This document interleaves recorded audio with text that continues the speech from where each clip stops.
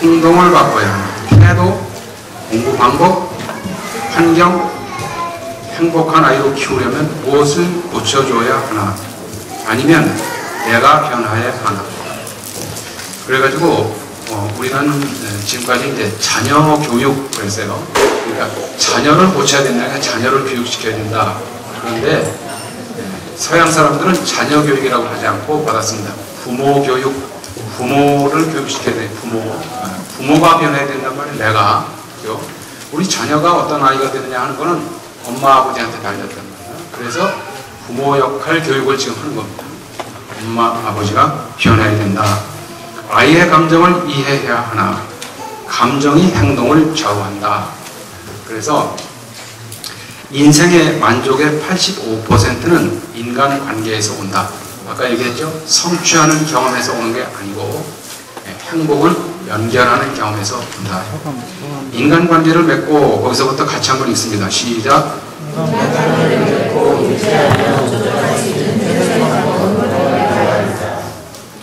계속해서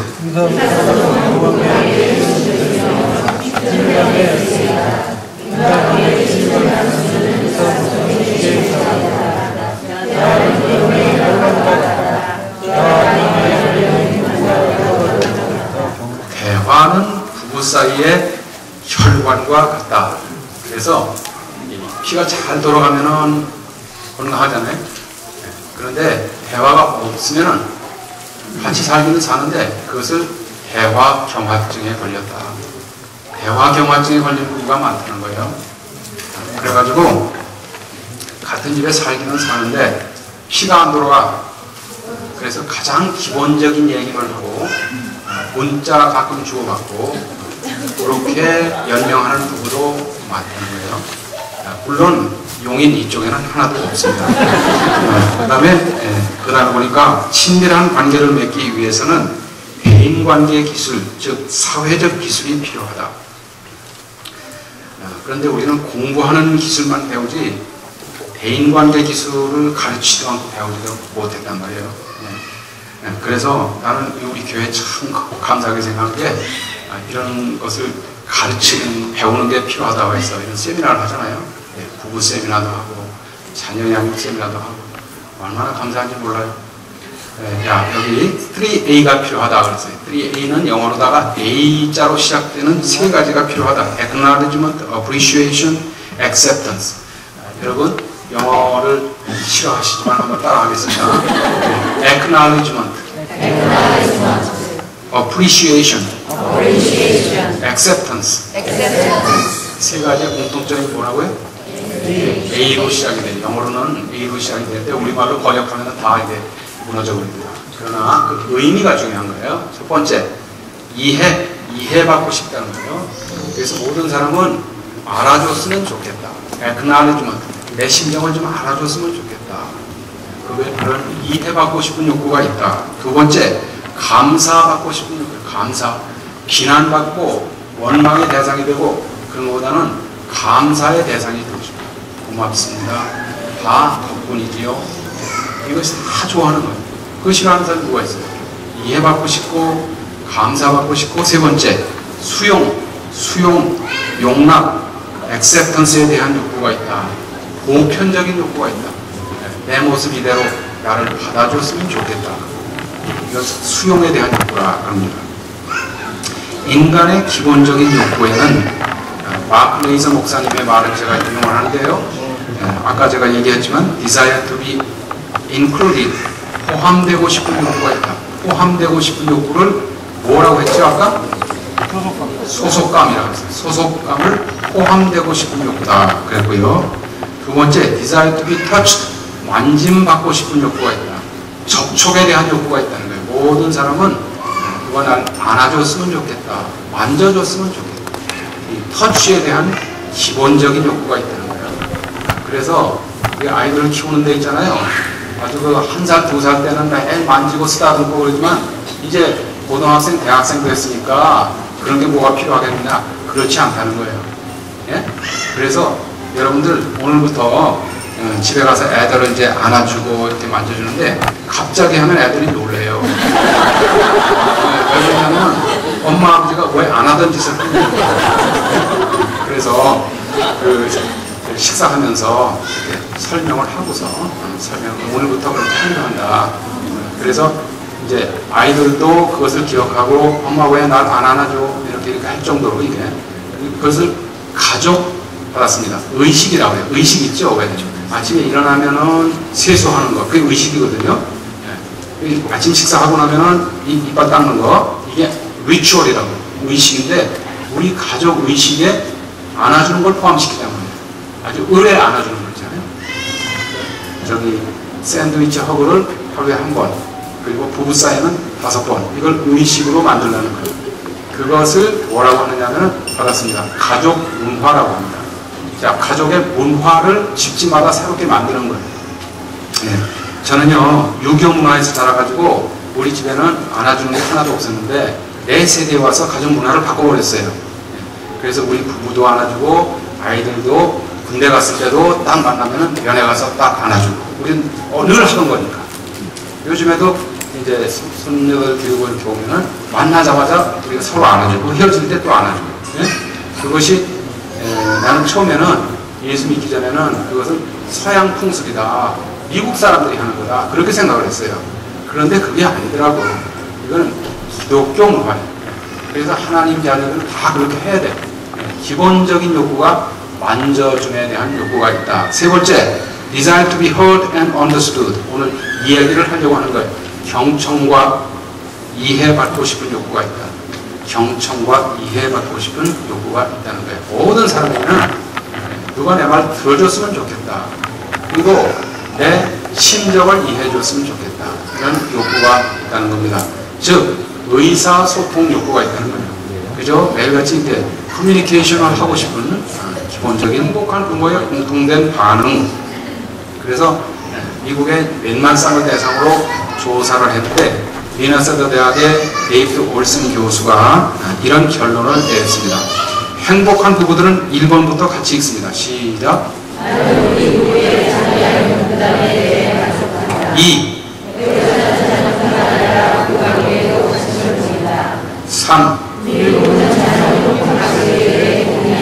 4 5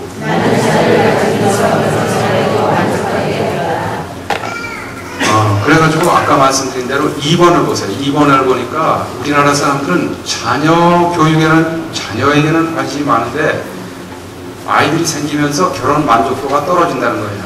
왜 그러냐면 아내가 자녀에만 집착을 하고 남편에 대한 관심이 멀어진다는 거예요. 그런데 기독교 문화에서는 여기 부부관계에도 관심을 갖는다. 우선순위가 평생 동안 부부관계에 있다는 거예요. 기독교 문화는. 그래서 우리나라 빼놓고서는 말이죠.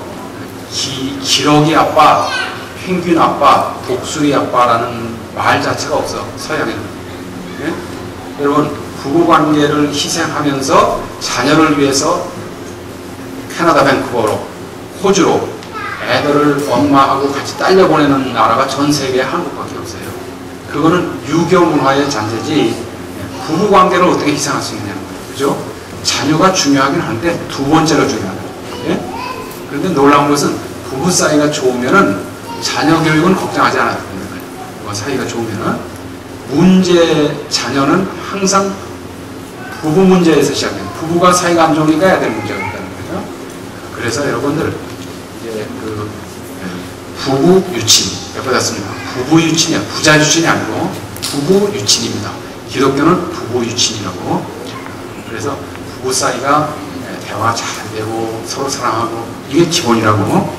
그 밑에 보니까 정서지능의 대가 데니얼 볼만에 의하면 행복하면서도 성공하는 사람들은 지능이 높거나 학교 성적이 우수하거나 부유한 가정에서 자란 사람이 아니라 이쪽으로 씁니다. 정서지능이 높은 사람, 즉 다른 사람과 잘 어울리는 사람이다. 여러분들 우리는 거꾸로 생각하고 있잖아요.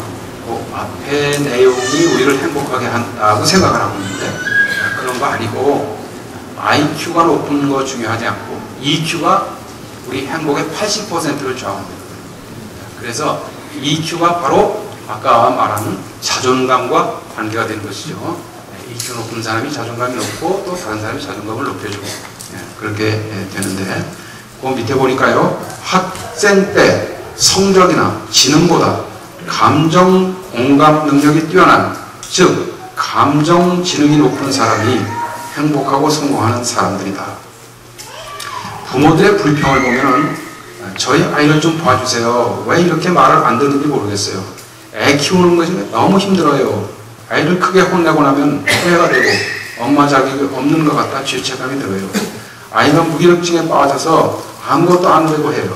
어릴 때 제법 똑똑하더니 학년이 올라갈수록 만사가 귀찮다고 짜증만 부립니다. 제대로 클지 걱정이에요. 애가 게임 중독이에요. 컴퓨터를 부숴버리고 싶을 정도로 화가 나서 참을 수가 없어요. 도대체 제가 어떻게 해야 하나요? 이것은 이제 서울 시내 딴 지역의 부모들의 불평입니다. 우리들에게는 그런 문제는 없습니다. 우리들에는 문제가 없어요. 진짜 그럴까요? 우리들에게도 아마 이런 불평이 있을 거예요. 부모님들의 공통점 보니까 다 같이 한번 읽습니다. 시작.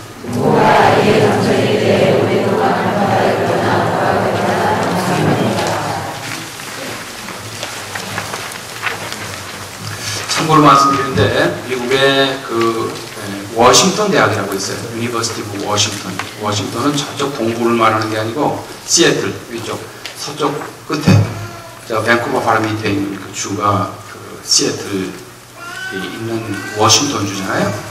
그 워싱턴 주 주립대학의 존 가트만 교수가 있어요. 이 존 가트만은 유대계 미국인인데요. 세계 이 문화에 중요한 영향을 미치는 것은 이상하게 다 유대인들이에요.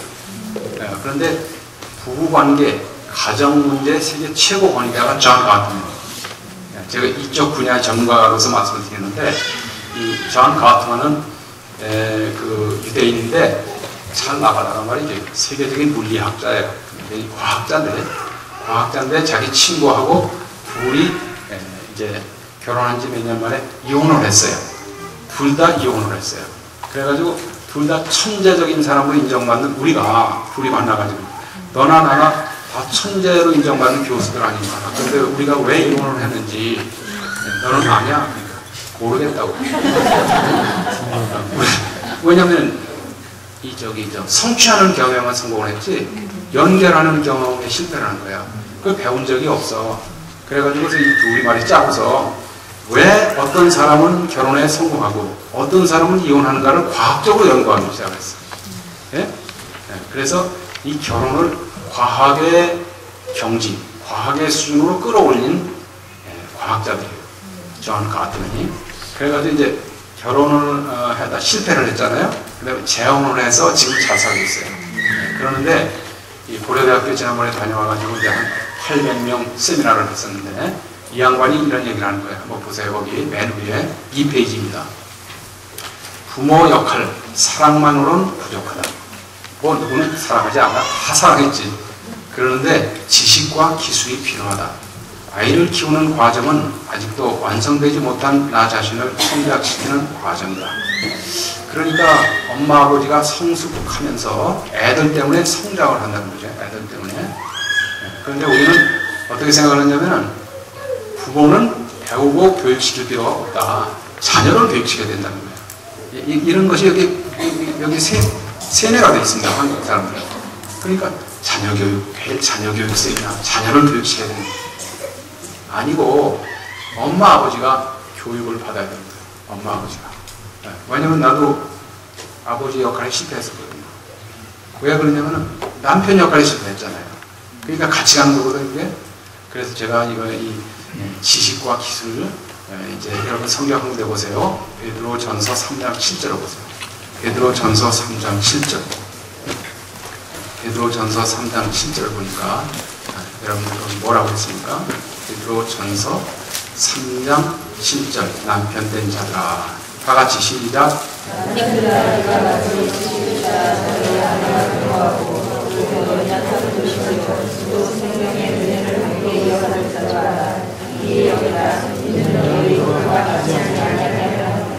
그러니까 이거는 남편 역할을 가르치는 하나님 말씀이죠. 남편 된 자들아 아내를 귀하게 여겨라. 아내 무시하지 말고, 유교 문화에서는 여자를 무시하지만 너희들은 아내를 중귀히 여기고 아내를 대등한 존재로 이렇게 귀하게 여기는데 조건이 하나 붙어 있어. 지식을 따라 동거하라 했어요. 남편들은 지식을 따라 동거해야 된다 그랬는데 지금 그때나 지금이나 우리 한국의 남편들 대부분이 받았습니다. 무식을 따라 동거하고 있어요. 무식을 따라 동거하고 있어요. 남자들이 무식을 따라 남편, 아내와 동거하고 있다는 거예요. 동거는 잘하고 있어요. 같은 집에 살고 있는데 무식을 따라 동거하고 있다는 거예요. 그러니까 지식을 따라 동거하라는 말을 배워야 된다는 거예요. 남편과 아내가 배워야 되기 때문에 받았습니다. 배우자라고 합니다. 배우자, 배워야 된다는 거예요. 남편, 아내, 아버지 역할을 배워야 된다는 거예요. 2번입니다. 2번에 보니까요, 거기에 시대가 변했다. 시대의 변화에 적응할 수 있어야 한다. 물질적 빈곤의 시대가 어떻게 됐다고요? 정신적 빈곤의 시대가 됐는데, 옛날에는 자칫 잘못하면 굶어 죽던 시대인데 지금은 일부러 살 빼기 위해서 노력하는 시대가 됐다. 예? 그렇죠? 정말 많이 바뀌었어요. 옛날에는 최소한의 생계 보장을 위해서 노력을 하던 시대인데 지금은 자아 성취와 기회 보장에 관심이 많다. 결과의 평등화, 기회의 평등화, 해야 할 일을 추구하던 시대가 지금은 하고 싶은 일을 추구하는 시대가 되었다. 전에는 학력의 시대, 그래서 서울대학을 나오지 않으면 또 서울에 있는 대학을 나오지 않으면 취직이 안 되던 시대였단 말이에요. 학력의 시대는 갔다. 오른쪽에 실력의 시대가 도래했다. 학력, 서울대, 고려대학교 나와도 취직이 안 되는 시대가 되었다. 그래서 나는 세월이 가면 갈수록 서울대학 안 나오기를 잘했다. 그런 생각을 하는 거예요. 내가 서울대학을 갔으면 아마 예술 안 됐을 거예요. 왜냐면 지간 노래가 다 되고. 그런데 제가 서울대학을 2번 가고 끝냈다고 했잖아요. 그런데 실력은 있잖아요. 그죠? 학력은 떨어지는데 실력은 있어. 여러분만 인정하지 않지 딴 데서 내시고. 그래가지고 제가 저기 한동대학교 겸임교수에 지금은 한동대학교 외래교수로 갔거든요. 침신대 교수로 18년 있다가 지금은 한동대학교 교수예요. 그런데 거기는 가짜 박사는 안 받아줘. 3번 보겠습니다. 3번. 지금은 학력의 시대가 아니고 실력의 시대니까 아이를 실력 있는 아이로 키우면 된다. 자, 3번에 부모 유형 자가 진단. 나는 어떤 유형의 양육자인가? 부모 자신을 알아야 한다. 왜 그러냐면 내가 나를 알아야 변화가 될 수 있잖아요. 그래서 축소형, 억압형, 방관형, 선도형. 저기 존 가트만이 연구하기 전에는요, 이렇게 구분하지 않고 그 밑에 보세요. 부모 자신의 감정 점검이 꼭 필요하다. 1번 축소형을 옛날에는 뭐라고 했어요? 방임형이라고 했고요. 억압형은 독재형, 방관형은 선도형. 이렇게 표현이 지금 바뀌고 있는데 나는 이 존 가트만의 표현이 더 이제 적합하고 현실적이라고 생각이 됩니다. 그러니까 많은 부모들이 1번 애가 무슨 감정을 얘기하고 뭐 화내고 짜증내고 그러면 별것 아니야. 감정 묵살형, 감정을 묵살하는 대화를 한단 말이죠. 독재형이 방임형이 그래. 독재형은 그냥 무조건 그런 못 써. 방관형은 뭐든 애가 뭐를 하든 뭐 울든 화를 내든 다 괜찮아. 그럴 수도 있지. 그런 것이 이 세 가지가 다 바람직하지 않은 그 반응이라는 거죠. 그래서 이 양반 얘기는 존 가트만은 말이야. 미국의 부모든 한국의 부모든 21세기에는 4번 유형을 따라야 된다는 거죠. 4번이 뭘까요? 선도형, 감정 코칭형 함께 해답을 찾아보자. 그러면 자녀의 감정을 이해할 수 있고 행동을 고쳐줄 수 있다. 그래가지고 제가 지금 1시간 남았는데 시간이 50분 남았는데요. 지금 이제 저 따님이 이제 지금 강사가 하는 얘기가 중요하다. 그래가지고 주목하라. 이제 신호를 하고 간 거예요. 우리가 따짜고 하는 거거든요. 그런데 4번에 보니까 4번에 애착 유형에 따라서 4가지 부모가 있다. 자, 그래서 요즘에 이제 유행하는 그 이론이 뭐냐면 애착 이론이에요.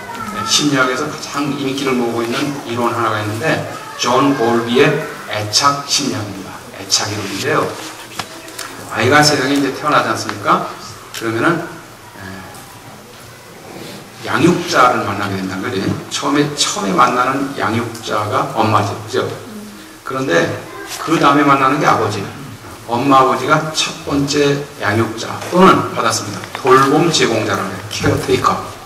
돌봄을 제공하는 사람을 만났는데, 우리 아들, 딸이 이제 만나면은 그때 이제 시작하는 것이 뭐냐면 애착 관계를 형성한다는 거죠. 애착 관계. 그래서 엄마하고 이렇게 이제 정서적인 그 유대 관계, 애착 관계를 맺는데 그것이 4가지 유형이 있는데 애착 관계를 연구해 봤더니 제일 건강한 것은 1번 안정 애착형이라는 거예요. 안정 애착. 다 같이 안정 애착. 안정 애착이 제일 좋은 거예요. 그러니까 안정 애착은 뭐냐? 엄마가 방을 떠날 때는 불안해하지만 다시 돌아오면 가까이 가서 안정을 찾으며 쉽게 감정이 진정이 된다. 그리고 다시 탐색 활동을 시작하며 주변과 상호작용을 한다. 즉 엄마를 안정기지로 삼으며 세상을 정복해가는 과정이다. 성인이 되면 안정 자율형 부모가 된다. 정서적으로 다른 사람과 친해지는 것이 쉬우며 타인에게 도움을 청하는데 어려움이 없으며 타인이 자신에게 의존하거나 도움을 청해도 꺼려하지 않는다. 그러니까 안정 애착을 맺은 사람은 말이죠. 어떤 사람이냐면은 엄마 아버지가 선도형 부모였던 거지. 그렇죠. 그래가지고 민주적인 부모였는데 그때 이런 얘기를 하잖아요. 필요한 일이 있으면은 도움을 청할 줄도 알고 도움을 받을 줄도 알고. 그러니까 받았습니다. 상호 관계적인 인간관계를 잘한다는 거죠. 이웃하고도 그렇고 직장에서 가서도 그렇고 인간관계를 주고받는 이런 관계를 잘하는 유형이 안정 애착형이라는 거죠. 그러니까 누가 그러면 받았습니다. 자존감이 높으니까 그렇게 하는 거죠. 그런데 문제는 2번째부터 생기는 거야. 2번째 불안정 회피형. 그러니까 애착이 2가지가 있는데 하나는 안정 애착이고 하나는 불안정 애착인데 불안정 애착이 3가지로 또 분류되는 거예요. 불안정 애착에서 첫 번째가 회피형. 사람을 좀 피하는 아이가 된다는 거예요. 왜 그렇게 됐는가?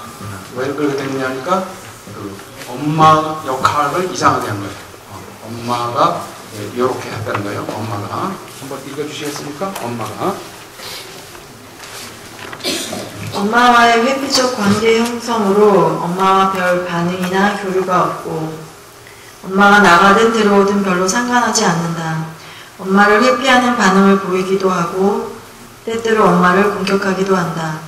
불안정 회피 유형의 양육 문제는 부모가 아이의 요청을 거절하거나 피하거나 짜박놓거나 억제하거나 보류하는 데 있다.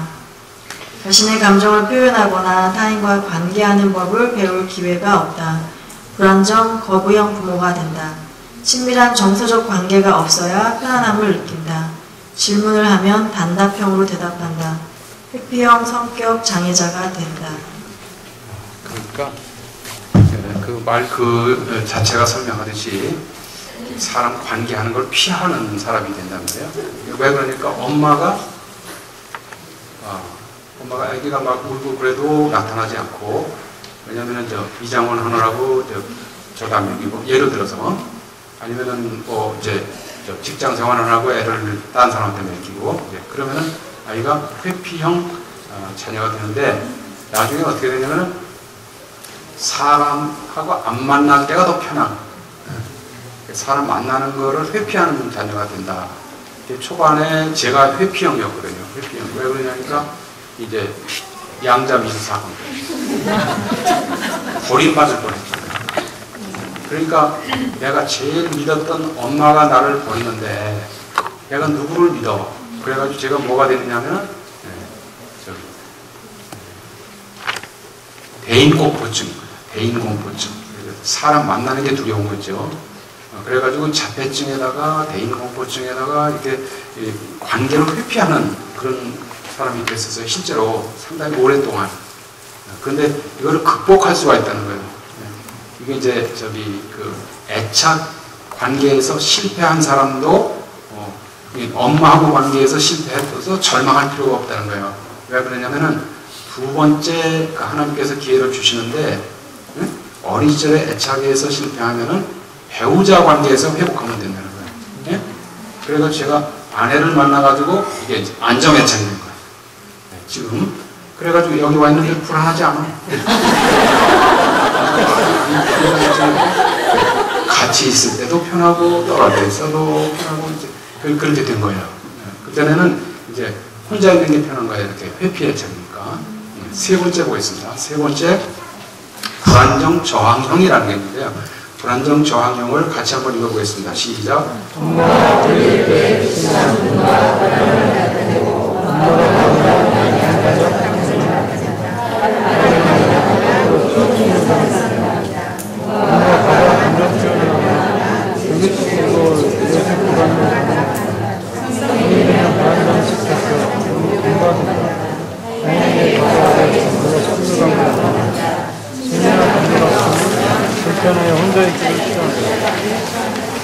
이거는 반대죠. 혼자 있기를 싫어한단 말이야. 그래가지고 이것을 갖다가 받았습니다. 몰입형이라고 해요. 몰두형이라고 해요. 그래서 관계를 갖다가 막 살아왔는데 의지하고 막 찾아가려고 하는 거예요. 이렇게. 혼자 있는 것이 너무 불안하고 외롭고 그런 사람이 되는데 마지막으로 불안정 혼란형. 이것은 저항 애착과 회피 애착의 현상이 복합된 것으로 가장 불안정한 애착 유형이다. 자녀는 학대적이고 트라우마와 상실을 많이 경험한다. 성인이 되면은 불안정 드롬형 부모가 된다. 그러니까 이거 엄마 아버지가 많이 싸운 가정에서 자란 사람이 이렇게 되는 거죠. 타인과 친밀해지는 것이 어렵다. 왜냐하면 정서적으로 친밀한 관계를 원하지만은 타인을 완전히 믿거나 의존하는데 어려움을 겪기 때문이다. 다른 사람과 지나치게 친밀해져서 자신이 상처받게 될까 걱정한다. 그러니까 이것은 가까이 하고도 싶고 또 멀어지면 또 불안하고 이게 혼란형인 거예요. 이게. 그래서 이제 이건 혼란형, 불안정 혼란형이라고 하는데요. 우리들은 이렇게 딱 정해지는 게 아니라 사람의 마음이라는 건 이렇게 섞여 있지. 이런 성향이 있다는 거죠, 사람이. 그래서 지금 연결하는 경험이 어릴 때 제일 중요한 건데 특별히 받았습니다. 6살 이전에 일생을 좌우하는 6살 이전에 엄마 아버지가 이제 안정애착을 맺어야 되는데 나는 요즘에 그런 걸 많이 보거든요. 상담하다 보니까 미국에 이제 엄마가 예를 들어서 독일로 그 간호사로 간 거예요. 맨날 못 살았잖아요, 우리가. 돈 벌러 엄마하고 아버지하고 간호사 광부로 간 거야. 근데 아이가 태어나자마자 3개월 됐을 때 할머니한테 맡기고 간 거예요. 할머니한테. 그래가지고 이제 돈을 많이 벌어 보냈는데 이제 한 10년, 15년 그렇게 하다가 얘가 7살 때인가 이제 미국에서 만난 거예요. 이제 엄마가 미국으로 이민을 간 거죠. 독일에서. 가가지고서 이제 애가 다 커서 할머니가 이제 키웠는데 젖을 못 먹었단 말이에요. 그죠? 우유로 먹여서 이제 키운 거예요. 근데 사람에게 이제 어린 시절에 이렇게 젖 먹는 경험 있잖아요. 그게 그렇게 중요하대요. 예? 근데 그걸 못해가지고 애가 고등학교 학생이 됐는데 이제 나한테 상담 요청이 온 거예요. 그랬더니 고등학교 2학년 학생이 매일 손가락을 빨고 있는 거예요. 예? 강의 중에도 손가락을 빨고 있는 거예요. 그러니까 어떻게 하느냐는 거예요. 그래서 엄마가 지금 후회해도 소용이 없는 거예요. 그때 이제 젖을 빨고 먹었어야 되는데 그게 그 욕구가 안 채워져가지고 지금도 손가락을 빨고 그런 걸 봤고요. 최근에도 또 다른 그 케이스 여기 제가 들었는데 이 어린 시절에 그 기본적인 욕구 기본적인 욕구 가운데서 아까 그 세 가지 얘기했죠. 눈 맞춤 받았어요. 눈 맞춤. 그 다음에 터치. 손으로 만져주고 안아주는 거. 그리고 이렇게 대화하고, 그 다음에 네 번째 아버지 역할이 중요한데요. 놀아주는 거 있잖아요. 아버지는 놀아주면서 애착관계가 맺어지는 거죠. 아버지는 대화하는 것도 중요하지만 애들하고 놀아주는 거. 그 다음에 이제 어릴 때 목욕탕 데리고 가는 거. 이렇게 이렇게 애착관계를 맺어야 되는데, 그 몸으로 부닥치는 그 운동이 좋다는 거예요. 엄마, 아버지, 아들하고는 막 레슬링하고 이런 거, 공놀이하고 뭔가 이렇게 놀면서 애착관계를 맺지 않냐면은 나중에 어떻게 돼? 회피 애착이 되든지, 아이가, 그 시집가고 장가가가지고 그때 그 패턴이 이어진다는 거죠. 그 회피 애착이 되는 거예요. 그러니까 이 평소에 이렇게 애착관계가 안 맺었는데 나중에 친엄마가 나타났어. 그래 키워준 엄마한테는 애착이 있어서 정이 가는데 이제 친엄마를 45살에 만날 때 어떤 그 안기부 직원이 얼마 전에 상담하는데 장로님이 저한테 얘기를 하는 거야. 친엄마를 만났는데 정이 하나도 안 가는 거야. 왜? 애착관계가 맺은 적이 없잖아요.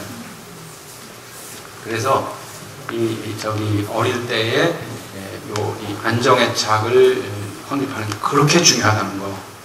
그럼 지금 안 됐으면은 지금이라도 애들이 이렇게 늙기 전에 이 정서적인 애착이 연결감이 중요하다는 말씀을 드리는 겁니다. 그 다음에 보니까요, 여기 5번을 보세요. 5번에 인간의 보편적 기본 감정, 긍정적 감정과 부정적 감정 그랬는데요. 하나님께서 우리 인간에게 5가지 자유를 주셨다는 거예요. 그 위에다 씁니다. 여기 빈 공란이 있지 않습니까? 5가지 자유를 주셨는데,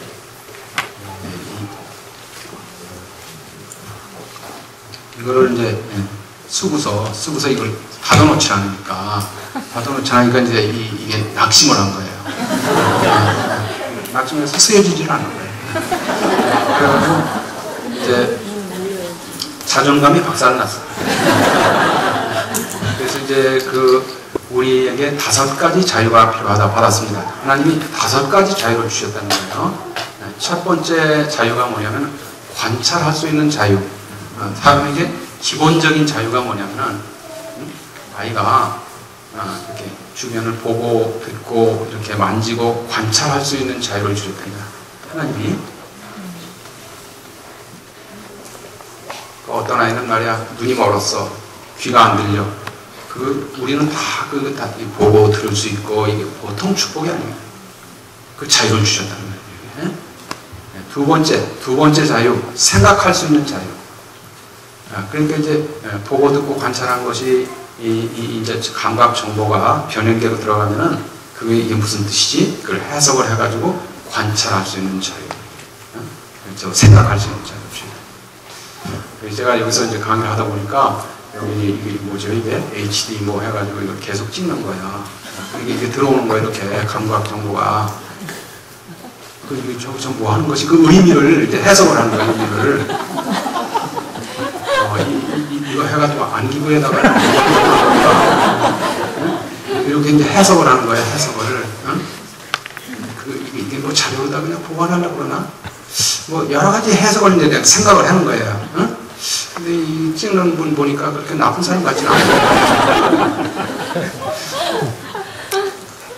생각하고 해석할 수 있는 자유가 있다는 거죠.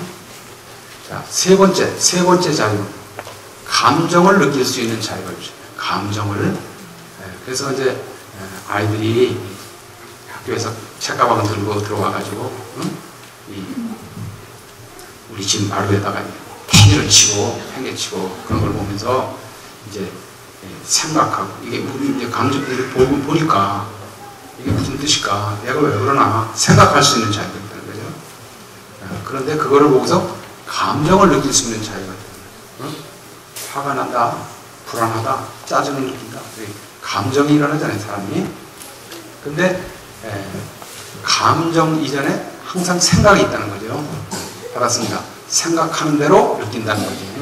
그러니까 이제 내가 긍정적으로 해석을 하면은 생각을 하면은 기분이 좋아. 그런데 이 양반이 이거 찍어가지고 어디다가 보고하려고 그러나 이렇게 부정적으로 해석하면 기분이 나쁜 거예요. 생각하는 대로. 그래서 긍정적인 생각에 긍정적인 감정이 따라가는 거예요. 응? 그래서 기분이 좋을 수도 있고 나쁠 수도 있고, 예, 이런 그 자유를 주셨다는 거예요. 감정을 느낄 수 있는 자유를 주셨는데, 예, 감정은 두 가지가 있어 받았습니다. 유쾌한 감정이 있고 불쾌한 감정이 있어요. 그거를 전문용어로 긍정적 감정, 부정적 감정이라고 해요. 이 감정을 느낄 수 있는 자유를 주셨고, 네 번째입니다. 네 번째 자유. 네 번째 자유가 뭐냐니까 원하는 것을 바랄 수 있는 자유. 소원, 욕구를 주셨다는 거예요. 바랄 수 있는 자유를 주셨어. 그래가지고 여러분들 지금 제 강의를 들으면서 그 생각이 긍정적입니까? 부정적입니까? 긍정적이죠? 참 좋은 강의다. 유익하다. 내가 잘못 짚었나? 그러니까 여러분들이 기분이 좋은 거야. 긍정적인 감정을 느끼잖아요. 그러면은 6시까지 하라고 그랬는데 더 들었으면 좋겠다. 이렇게 원하는 것을 바랄 수 있는 자유가 이제 발동이 되는 거예요. 그런데 걱정할 필요가 없다 이 말이에요. 왜 그러냐면은 제 시간 안에 끝나니까. 그런데 마지막으로 다섯 번째 자유를 뭐냐면은 행동을 선택할 수 있는 자유라 했어요. 행동할 수 있는 자유가 있다. 행동할 수 있는. 그래서 이 세 가지 있죠. 처음에는 관찰할 수 있는 자유, 보고 들을 수 있는 자유가 있어. 두 번째가 뭐였죠? 생각. 세 번째는 감정. 네 번째 소원. 그렇죠? 이 세 가지를 표현할까 말까. 그거를 선택할 수 있는 자유가 있다는 거예요. 다섯 번째. 그 자유가 누구한테 있느냐면은 우리 아들, 딸에게도 있고 엄마, 아버지한테도 있다는 거예요. 그죠? 그런 자유. 그런데 그 자유를 억압하는 사회가 있다는 거예요. 억압하는. 이 지구상에 그 자유를 억압하는 데가 어디냐면 383 북쪽에 있어요. 예? 그러니까 아주 불행한 거예요. 우리 같은 동족으로 태어나가지고 북한에는 공고도 못 받다고 하고 들은 것도 안 되고 이거 자유가 뭔가 말할 수 있는 자유가 없는 거예요. 우리도 그런 적이 있었잖아요. 그런데 지금은 뭐 완전 자유가 나와가지고 자유가 아니라 아주 방종이야, 방종. 네? 그래서 완전한 자유를 지금 누리고 있다는 말이에요. 그런데 그런 자유가 이렇게 보고 들을 수 있는 자유, 그리고 생각하고 감정 느끼고 이렇게 소원과 욕구를 표현할 수 있는 자유를 마음껏 누릴 수 있는 곳이 어디냐 하면 가정이란 말이에요. 가정. 그죠? 우리 가정 있잖아요. 가정에서는 그걸 해야 되는데 그거를 못하는 가정이 있어. 이게 생각을 그대로 표현할 수 없어. 감정을 표현할 수 없어. 그것을 뭐라고 하느냐 받았습니다. 엮이는 가정이라고 한다. 엮이는 가정. 진실을 말할 수가 없어. 왜냐면 진실을 말하면은 남편이 날 때리니까. 예를 들어서 시어머니가 발작을 하니까 이게 사실을 말할 수가 없다면 느낌을 그대로 이야기할 수가 없어요. 저는 그런 가정에서 자랐거든요. 왜냐면은 화를 내도 안 돼요. 어린애가. 울어도 안 돼요. 사내 자식이 울긴 왜 울어? 그래가지고 이제 울 수도 없어. 어른 앞에서 어떻게 화를 내느냐는 거예요. 그러니까 이제 감정 표현의 자유가 없어. 그러니까 억압을 했죠. 감정을 억압하고 자랐습니다. 제가 얼마나 어릴 때 그 충격받으면서 여러 가지 오만 가지 감정을 느끼게 됐어요. 그런데 그거를 표현했을 때 누군가 알아주고 들어주고 이해하고 그랬으면 병이 안 됐을 텐데, 그러니까 감정 표현의 자유가 없는 거예요. 그래가지고 지금 이제 가정 사역자나 심리학자들이 하는 얘기가 뭐냐면은 우리 일생을 살아가는데 제일 중요한 것은 생각이 아니고 감정이라는 거죠. 응? 받았습니다. 감정대로 행동한다는 거죠. 사람은 생각하는 대로 뭐가 풀리는 게 아니고 지금 북한하고 관계나 중국하고 관계나 이런 거 전부 일본하고 관계 이런 것도 감정 싸움입니다. 감정. 응? 그래가지고 뭐 사실대로 생각이 어떻게 돼서 이런 게 아니라, 그죠? 이 감정이 그 적대감을 느끼고, 그리고 개성공단 문제도 그렇고, 이게 다 그런 거 아닙니까? 감정이 중요하다는 거예요. 그런데 국가 간에도 그렇지만 부부 사이에서, 자녀하고 관계에서, 그래서 행복은 받았습니다. 가까운 사람과 잘 지내는 데 있다. 우리 행복이라고 하는 게 어디 있느냐면은, 우리 가까운 사람, 가까운 가족하고 사이가 좋으면 거기에 행복이 있다는 거예요. 예. 그래가지고 부부 사이, 그 다음에 우리 자녀하고 부모 관계, 세 번째가 친구 관계. 예, 이것이 행복과 불행을 좌우한다는 거예요. 예, 그래서 요즘에 존 가트만이 하는 얘기가 5번 겁니다. 인간의 보편적, 기본적인 감정, 긍정적 감정과 부정적 감정으로 나누는데, 첫째가 뭐예요? 기쁨. 두 번째, 놀람, 경멸, 공포, 슬픔, 화남, 혐오감. 이런 것을 이제 기본적인 감정이라고 달리 분류하기도 합니다. 그런데 정서적 안정감의 측정에서 긍정적이다, 부정적이다. 그러면 기분이 좋다, 유쾌하다, 만족스럽다, 흥미를 느낀다, 행복하다, 애정을 느낀다, 즐겁다. 기쁨 옆에다가 씁니다. 즐거움. 기쁨과 즐거움은 같은 얘기야, 사실은. 기쁘고 즐겁고, 즐거움이 기쁘고, 그런 거 아닙니까? 그것을 성경에서 뭐라고 하느냐? 받았습니다. 희락이라고 합니다. 희락. 성령의 열매는 기쁨, 그렇게 하지 않고, 희락이라고. 희락이 바로 joy, 기쁨, 즐거움이거든요. 부정적인, 기분 나쁘다, 스트레스 느낀다, 불쾌하다, 슬프다, 화가 난다, 두렵다, 우울하다. 그랬을 때 우리 아이가 표현한 감정의 종류를 기억나는 대로 5가지만 적어보세요. 지금 한번.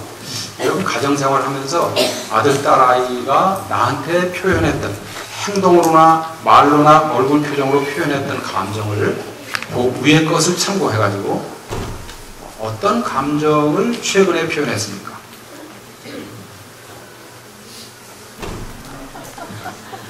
남자들이 아주 어색해하는 감정 하나가 있는데요. 받았습니다. 애정, 사랑입니다. 사랑해요. 이런 말 하는 것이 너무 힘들어요. 그래서 남자들을 가르쳐가지고 저기 뭐냐면 감정 표현 장애자들이다. 장애가 있어. 저도 장애가 있었거든요. 그런데 배워가지고 연습하고 하다 보니까 잘 돼. 우리도 배울 수 있어요. 변화될 수 있습니다. 그런데요, 아까 제가 처음에 그런 얘기를 했어. 아비들아, 너희 자녀를 경록해 노엽게 하지 말지니 낙심할까 하노라 그랬습니다. 그런데 아이들이 낙심했다고 하는 것은 감정이잖아요. 그죠? 감정이 이제 낙심을 하면은 그것을 우리가 감이라는 말로 받았습니다. 좌절감이라고도 하고요. 감정이니까 감자가 들어가잖아요. 좌절감을 느끼기도 하고 또 받아쓰겠습니다. 수치심을 느끼기도 하고 죄책감을 느끼기도 하고 감정이 많이 제일 많이 느끼는 것이 열등감입니다. 그죠? 열등감이라는 것도 감정 아닙니까? 그런데 성경에는 열등감이라는 말이 없어. 그 말을 처음 사용한 것은 알프레드 애들러가 100년 전에 심리학자가 처음 만들어낸 말이 inferiority complex, 열등감이라는 말이에요. 근데 지금 보편화됐잖아요. 그래서 열등감이라는 말 모르는 사람 없지 않습니까? 그런데 지금 현재로서는 이제 그 사람의 그 행복과 불행을 설명하기 위해서 가장 많이 사용하는 단어가 하나가 있는데 그것이 바로 자존감이에요. 자존감을 떨어뜨린다. 자존감이라고 하는 건 받았습니다. 자기 평가적인 개념이기 때문에 내 가치를 평가하는 게 자존감이거든요. 그래서 자존감이라는 말을 할 때는 앞에 형용사가 높은 자존감, 낮은 자존감 그렇게 얘기합니다. 그래서 자존감은 평가적인 개념입니다. 나의 가치와 중요성과 얼마나 사랑스러운가를 평가하는 개념이에요. 자, 그래서 자존감을 떨어뜨리는 즉 낙심시키는 방법, 그거를 제 은사되는 게리 콜린스 박사가 이렇게 정리를 했어요. 참고로 한번 들어보세요.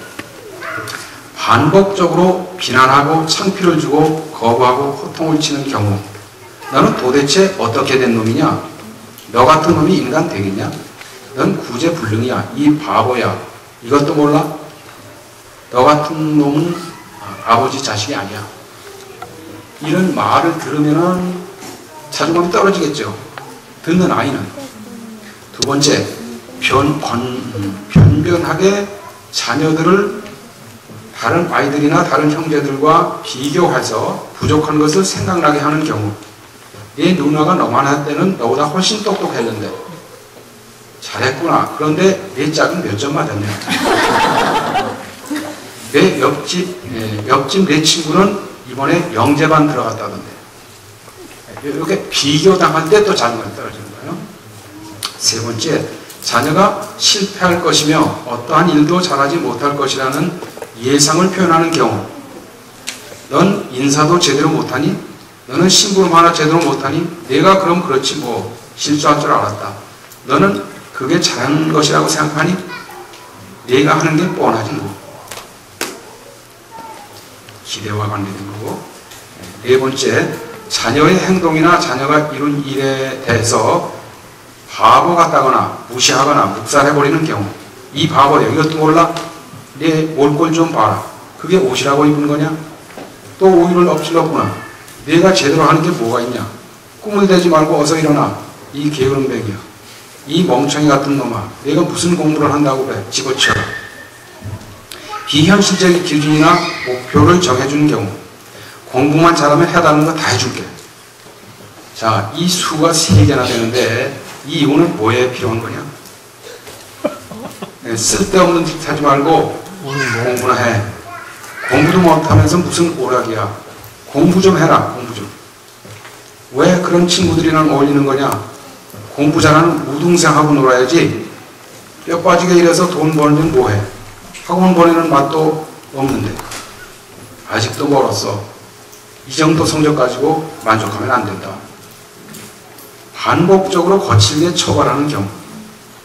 부모의 입장에서 자녀의 어리석고 부족하고 나쁜 행동 등에 대해서 부적절하게 또는 지나친 방법으로 지적하는 경우. 넌 왜 맨날 그 모양이냐? 버릇없이 어른들 이야기에 끼어드는 거 아니야? 애들 주제에 뭘 안다고 나서니? 쓸데없는 것 좀 사지 마. 학원비가 얼만데 수업을 빼먹냐? 자녀들이 골치 아프게 한다는 것을 은근히 드러내는 경우. 너 귀찮게 굴지 말고 나가서 놀지 못해? 자녀를 잘 안아주지 않고 애정이 담긴 신체적 접촉이나 그 밖에 사랑 표현이 없는 경우. 이거를 받았습니다. 소극적 학대라고 합니다. 적극적인 학대는 때리는 건데 사랑을 해야 되는데 안 하는 거, 칭찬해줘야 될 때 안 해주는 것, 이것을 소극적 학대라고 합니다. 그럴 때도 아이가 낙심한다는 거죠. 자녀가 자립할 수 없을 만큼 과잉보호하거나 지배하는 경우나 자녀가 혼자 하려는 것에 대해서 부모가 10중 8구 실패할 것이라고 말하는 경우. 숙제는 엄마가 해놓을 테니 너는 먼저 가서 자거라. 자녀들이 하는 일을 항상 잘못되었다고 말하고 늘 고함 지르는 경우. 너는 제대로 하는 게 하나도 없냐? 한 번만 더 투정하면 다시는 밥을 안 줄 거다. 딴 데로 새지 말고 곧장 와. 엄마 말이 맞지. 그 옷은 내게 어울리지 않아. 만화만 보지 말고 책 좀 읽어라. 얘가 그랬지. 바른 대로 말 못해?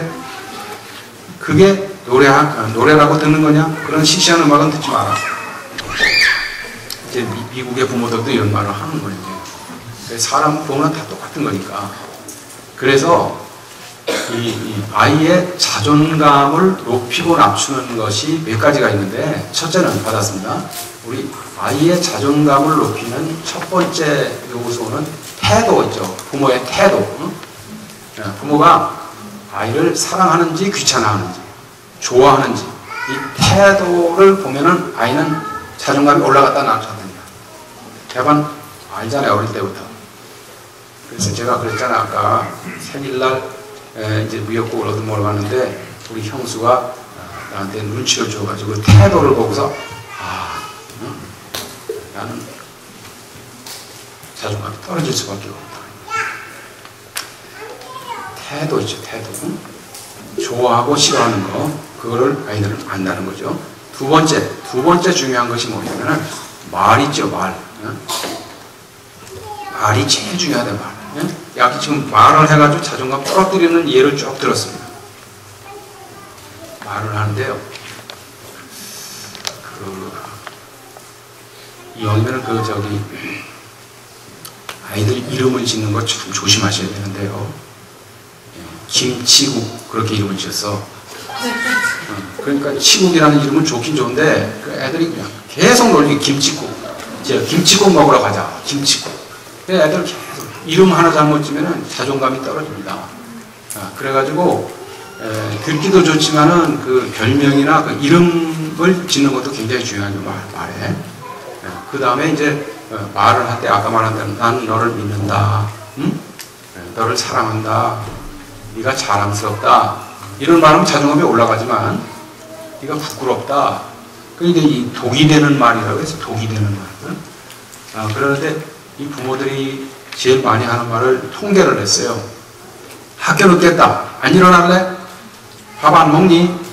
공부 좀 해라. 텔레비전만 보면 어떻게 해? 숙제해야지. 일어나라, 먹어라, 해라, 하지 마라. 이 멍청한 녀석아. 이거 통계 낸 거예요, 통계. 네. 우리나라 부모님이 제일 많이 하는 거. 내가 어쩌다 너를 낳아서 이 고생인지 모르겠다. 어디 한 구석이라도 마음에 드는 데가 있어야 말이지. 내가 너만 할 때는 이보다 더 어려운 환경에서도 잘했는데 너는 누구를 닮아서 그 모양이니? 너 때문에 지겨워 못 살겠다. 너는 왜 아무개처럼 못하니? 아무개 반만큼만 따라 해봐라. 내가 무슨 낙을 보려고 이러는지 모르겠다. 당장 썩 꺼져버려, 이 나쁜 자식아. 어째 잠시 말썽 없이 잘한다 싶더니 네가 제대로 하는 게 뭐가 있냐? 네가 하는 짓이 다 그렇지 뭐. 우리도 들어봤던 말이 아닐까요? 네. 그래서 지금부터는 이제 받았습니다. 중요한 타인, 여러분들이 중요한 타인이 심리학에서 말하는 이제 중요한 타인이야. 우리 자녀에게는 중요하지 않은 타인을 많이 지나가잖아요. 제가 오늘 여기 내주가 같아서 택시를 타고 오는데 택시 아저씨 내가 말하는데 전혀 중요하지 않은 타인, 이름도 모르고 얼굴도 기억 못해. 그렇게 지나가는 사람이 많아. 그런데 우리 자녀에게는 엄마, 아빠가 가장 중요한 타인이라는 거예요. significant others 받았습니다. 의미 있는 타인이라고 해요. 의미 있는 타인이 하는 말이 중요하다는 거예요. 네. 그래가지고요, 여러분들, 제가 여러 군데 상담을 하다 보니까 이런 케이스를 만났어요. 경기여고를 나오고 서울대학교 미술대학을 나와가지고 그 다음에 홍익대학교 대학원 미대를 졸업한 지금은 목사 사모님이 됐는데 김영진 사모를 만났어요. 침신대 대학원에서 제가 공부할 때 만났는데 얼굴이 그렇게 아담하고 이쁠 수가 없어요. 그래 결혼하고 전도사님하고 결혼하고 왔는데 신학교 침신대 학생들은 전부 결혼 안 한 줄 알고, 왜냐면 아주 젊어 보이고 또 예쁘고 그러니까. 그러던 자매인데 얼굴이 그렇게 예쁜 거에 비해서 자존감이 낮은 거야. 이 미스터리인 거야. 난 같이 공부를 하는데 제가 1등하고 2등으로 졸업을 했거든요. 대학원에서 나도 공부하는 쪽에는 발달이 되어 있는 사람이야. 서울대학 떨어졌다고 무시하는 겁니까? 그러는데 이 자매가 나 2년 동안 공부하는데 그 입에서 나오는 말마다 이렇게 상처 주는 말을 하는데, 나한테 같이 공부하는데 이렇게 약 올리고 상처 주는 말을 하는 거예요. 예를 들어서 정 선생님, 저는 숙제 다 했는데 아직도 못 하셨죠? 뭐 이런 말만 하는 거예요. 그렇게 이상하다. 왜 말을 저렇게 할까? 계속 상처 주는 말을 하는 거예요, 2년 동안. 그래서 내가 상처받고서 그냥 헤어지면 영원히 다시 못 볼 거야. 그래서 내가 이제 졸업하기 직전에 내가 얘기를 했어. 좀 따로 만나자고. 그래가지고서 한 2시간 동안 이제 얘기를 했어요. 나는 이렇게 해서 어릴 때부터 수맥 등신 소리 들으면서 이렇게 상처를 잘 받는다.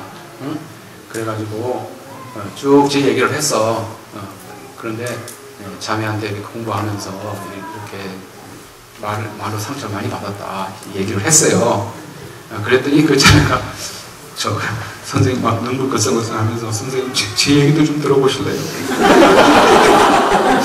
자기 얘기를 하는 거야. 그래 이제 자존감이 낮다는 건 알았는데 이제 그 얘기를 들어보니까 이해가 가는 거야. 딸만 5인 가정에서 5번째 딸로 태어났다는 거야. 상상이 가지? 한국에서는 딸로 태어나는 것은 저주받고 태어나는 거야. 그런데 거기다가 5번째 딸이라고 하는 것은 무엇을 의미하는지 아시겠지? 엄마가 권사님이었는데 왜 5번째 시도를 했을까요? 아들 낳으려고 그런 거야. 아들 낳으려고. 응? 대를 이어야 되니까. 아들 낳으려고 임신을 해가지고 낳는데 또 딸이 태어난 거예요. 그러니까 엄마가 시대가 좌절이 되니까 그 분풀이를 이 딸한테 한 거예요. 응? 그 딸로 태어난 사람은 잘못이 없잖아. 자기가 뭐 선택을 했어? 근데 엄마가 어릴 때부터 시집 올 때까지 계속 하는 말이 한마디가 있어. 이 못난 년아. 그냥 입에 발랐어. 그래가지고 이제 아이가 애착 관계 형성할 때 이제 엄마가 시장 가고 그러면 엄마 나도 갈래. 그러니까 이 못난 년아 집에서 놀지 못해. 그러니까 입이 열었다 하면은 못난 년이야. 이름으로 부른 적이 없어. 이 못난 년이라는 거야. 근데 내가 이렇게 볼 때는 잘난 년이거든요. 못나지 않았어. 근데 그 엄마가 못난 년 하니까 그거를 해석을 어떻게 하느냐면은 나는 못났을 뿐만 아니라 나는 형편없는 여자고 이제 그래가지고 쓸데없는 아이고 이렇게 이제 해석을 하는 거예요. 어?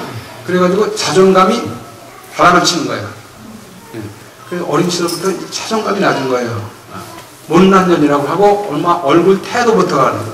태도, 말. 세 번째 받았습니다. 행동도 중에 행동. 자존감을 높이느냐 안 하느냐인데 따귀를 때렸느냐 안아주느냐 이게 행동 있잖아요. 그런데 이것이 다 자존감을 높이거나 낮추는데 특별히 중요한 것이 말이라는 거예요. 그래서 옛날에는 뭐 때리고 뭐 이래가지고 상처 주는데 요즘에는 말로 상처를 주는 거예요. 말로. 그래서 사람의 죽고 사는 것이 혀의 권세에 달렸다고 성경은 말하고 있어요. 그래서 저는 말로 상처를 많이 받았어. 우리 형한테. 우리 엄마는 나한테 상처 준 게 별로 없어요. 양자로 팔아버리려고 했던 거 하나. 그런데 그건 미수로 끝났잖아. 그래서 실제 팔지는 않았는데 그걸로 인해가지고 우리 형님이 숙맥 등신 뭐 니까지게 뭐라면 매일 놀린 거예요. 매일 이렇게. 그게 이제 상처가 돼 있는 거예요. 엄청나게 이게 큰 상처가 돼 있는 자존감이 낮아요. 그랬는데 제가 예수님 만나면서 이제 다 치료받았어요. 다 이제 하고 우리 형님을 제가 용서해 줬어요. 왜냐면은 한번 제가 밤 4시까지 둘이 앉아서 얘기를 했어. 당신 어릴 때 형이 어떻게 상처 주고 쭉 얘기를 했어. 말을 딱 끝냈더니 처음에 이제 미국에서 공부하고 와가지고 이걸 이제 자존감이 어떻게 해서 낮아진 걸 이걸 아니까 그래서 이 형하고 화해하고 이렇게 하려고 이제 얘기를 꺼냈다. 그랬더니 우리 형님이 몇 마디 듣더니 내가 언제 그랬냐. 받았습니다. 가해자는 잊어버린다. 그러면 내가 머리가 좋아가지고 그걸 지어냈다는 거예요. 난 당한 사람은 다 기억하는 거예요. 그죠? 상처 받은 사람은 기억이 나는 거예요. 근데 말한 사람은 기억이 안 나는 거예요. 왜 그러냐면은 그냥 재미로 다 한 것일 수도 있고 뭐 그때 깊은 의도를 가지고 한 거 아닐 수도 있고 그렇죠? 어릴 때 이렇게 크면서 서로 말을 한 거예요. 그냥. 그런데 자기가 느끼는 대로 한 거예요. 숙맥 같은 짓을 하니까 숙맥이랑 한 거고. 그래서 제가 우리 형을 뭐라고 그랬냐면 받았습니다. 예리한 과학자라고 했어요. 좀 관찰하는 대로 얘기를 한 거야. 왜냐면은 숙맥 같으니까 숙맥이라고 하고 바보 천치라고 한 거고. 그래 나중에 궁금해가지고 사전을 찾아보니까 다 같은 뜻이더라고. 숙맥이 등신이고 바보 천치. 근데 그 말을 들으면은 나는 바보 천치다 이렇게 이제 자아상이 형성되기도 하지만 그것이 자아상을 떨어뜨린다는 거예요. 자존감을 떨어뜨려. 자 그래가지고 제가 형하고 싸우려고 얘기를 하는 게 아니고 이게 화해하려고 그러는 거니까 끝까지 들어줘. 그래서 형님이 이제 처음에는 방어적으로 나오는 거죠. 안 그랬다고. 그런데 아니 그랬다 안 그랬다 싸우려고 하는 얘기가 아니니까 좀 들어줘. 쭉 한 4시간씩 얘기를 했어요. 그랬더니 새벽 4시쯤 돼가지고 우리 형이 눈물을 글썽글썽 하면서 미안하게 됐다. 동서가 미안하게 됐다. 그럼 그 용서해줘야지. 그 완전히 용서해줬잖아. 그냥 성경이 용서하라고 했잖아. 그런데 여러분들 자존감을 높이고 떨어뜨린 거에 따라서 아이의 열등감, 자신감, 행복과 불행이 왔다 갔다 한단 말이에요. 그래서 여러분들 그 가운데서 6번을 보세요. 강의 안에 6번. 6번 보니까 대화 내용에 따른 3가지 종류의 대화. 자, 부부간에나 우리 애들하고 대화를 하는데 첫 번째, 클리셰, 일상대화. 이제 우리가 제일 많이 하는 대화가 받았습니다. 사실과 정보를 나누는 대화. 그 일상대화죠. 비가 온다 그러는데 언제부터 온다 그랬죠? 네? 내일부터? 이게 일상대화입니다. 일상대화. 사실과 정보를 알고 싶어서 하는 대화죠. 이영진 목사님, 5시 50분에 끝나라 그랬잖아요. 6시까지 해도 될까요? 이 일상대화입니다. 일상대화. 2번입니다. 2번. 2번에 심정대화 그랬습니다. 심정대화는 뭐냐면은 받았습니다. 정서적 친밀감을 위해서 하는 대화예요. 그러니까 감정을 나누는 대화예요. 감정을. 이것은 심정대화라고 했습니다. 세 번째, 갈등대화. 갈등대화는 받았습니다. 문제 해결을 위해서 하는 대화예요. 두 사이에 의견 차이가 있어. 그래서 갈등을 해소하기 위해서 하는 대화를 갈등대화라고 해요. 근데 우리 자녀들하고도 이런 대화를 할 필요가 있겠지만은 그런 일은 별로 없고요. 갈등대화는 부부 사이에 많이 있죠. 근데 우리가 이제 꼭 배워서 실천해야 할 대화는 두 번째 대화예요. 두 번째가 뭐죠? 심정대화. 옆에다 씁니다. 감정대화라고도 해요. Feelings conversation. 감정대화라고도 합니다. 사람은 흔히 인간관계에서 스트레스를 받을 때 도전과 어려움, 고통에 독특한 반응 스타일을 보인다. 부부 갈등의 3가지 보이죠. 우리 한국의 부부들을 보면요, 다 이런 패턴을 거친다는 거예요. 첫 번째가 서로 공격하는, 서로 공격을 해, 서로 상처 주고. 결혼하자마자 막 대화하는 방법을 배운 적이 없으니까.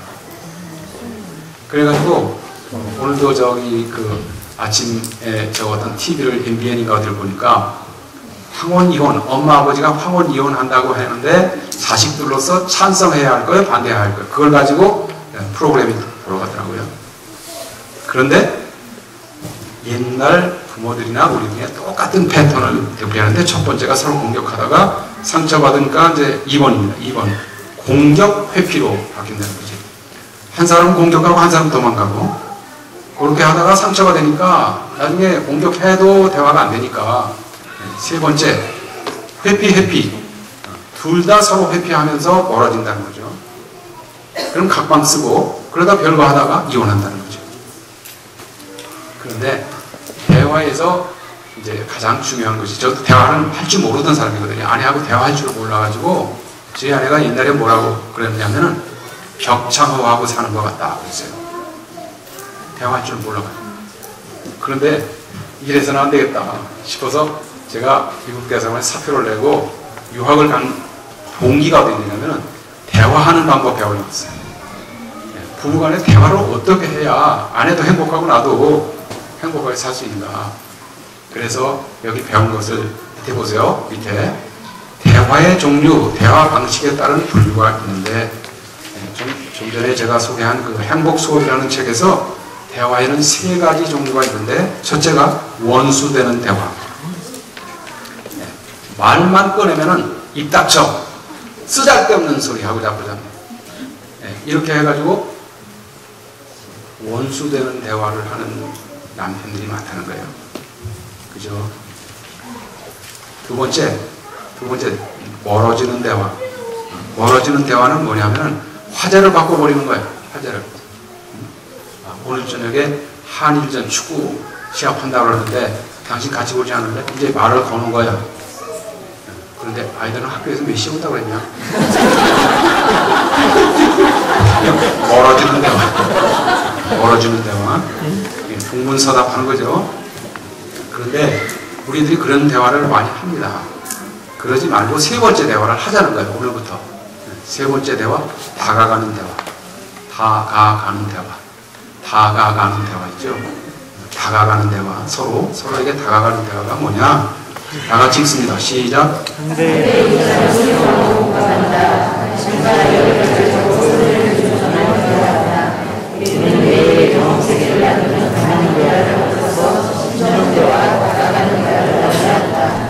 자, 그래서 다가가는 대화를 하려면 7번.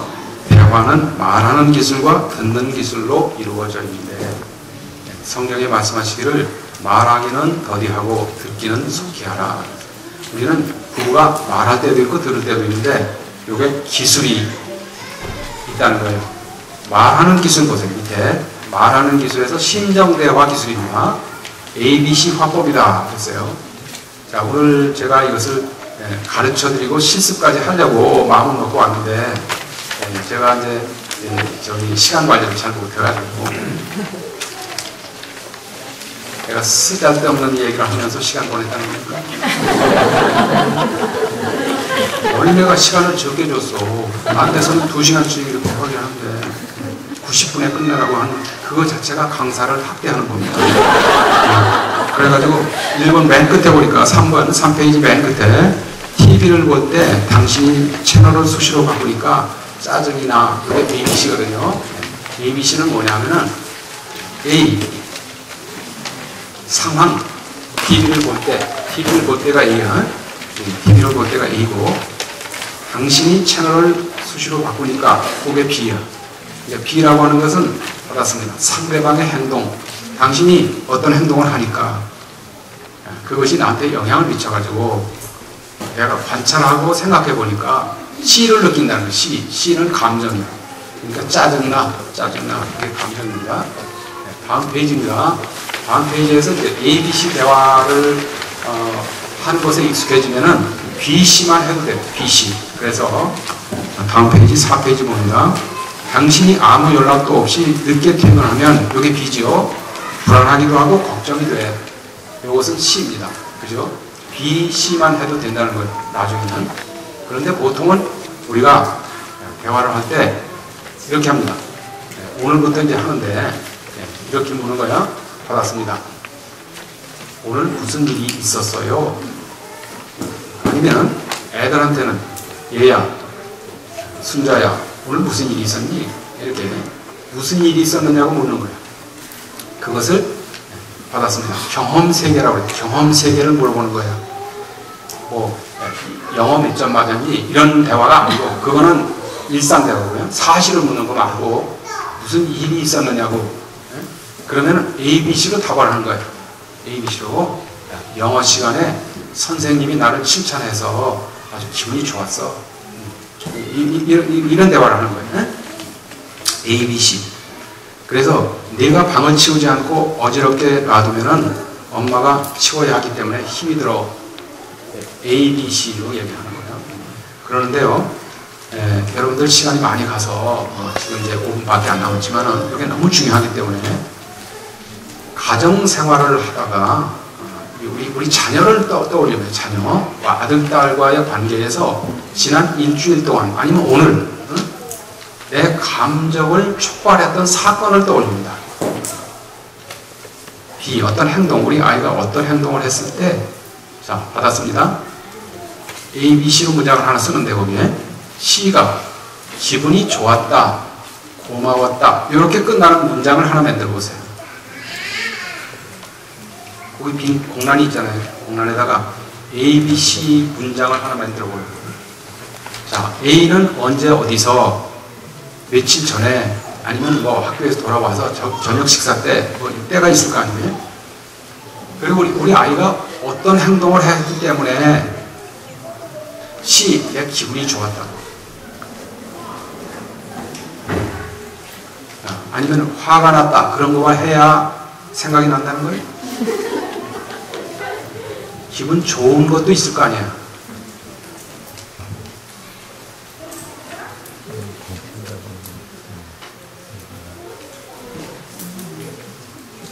ABC 형식에 맞추어서 한번 써보라고요. 아주 사소한 것도 괜찮아요. 그런데 실제 있었던 사실에 근거해서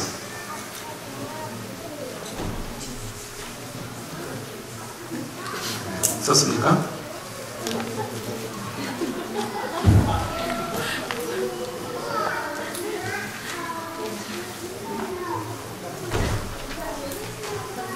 자, 그러면은요, 일단 이 강의를 마치고 해야 되니까 2번을 보합니다. 2번. 말하는 것은 그렇게 하는 거고요. 그걸 애들한테도 가르쳐줘. A, B, C 형식에 맞추어서 보고를 하라고, 말을 하라고. 2번입니다. 듣는 기술이에요. 듣는 사람은 어떻게 해야 되느냐. 우리가 말할 때도 있고 들을 때도 있잖아요. 자녀들하고 관계해서. 첫째, 2번에 1번, 주의 집중 기술이에요. 여러분들, 나는 이런 기본적인 걸 몰라가지고 석사, 박사 하면서 배운 거야. 이거 배우려면 몇천 달러를 지불하고 배운 것을 그냥 무료로 가르쳐 주는데도 전혀 감사하는 게 없어요.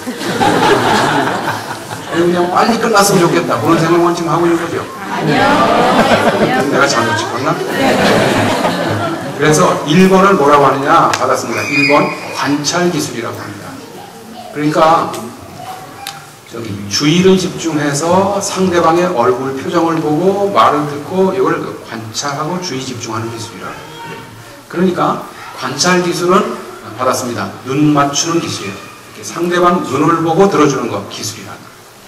여러분 일상 대화를 할 때에는 눈을 안 봐도 괜찮아. 전화하면서 얘기해도 되고 관계없는데요. 이 심정 대화를 할 때는 둘이 마주 앉아서 눈을 보고 대화를 하는.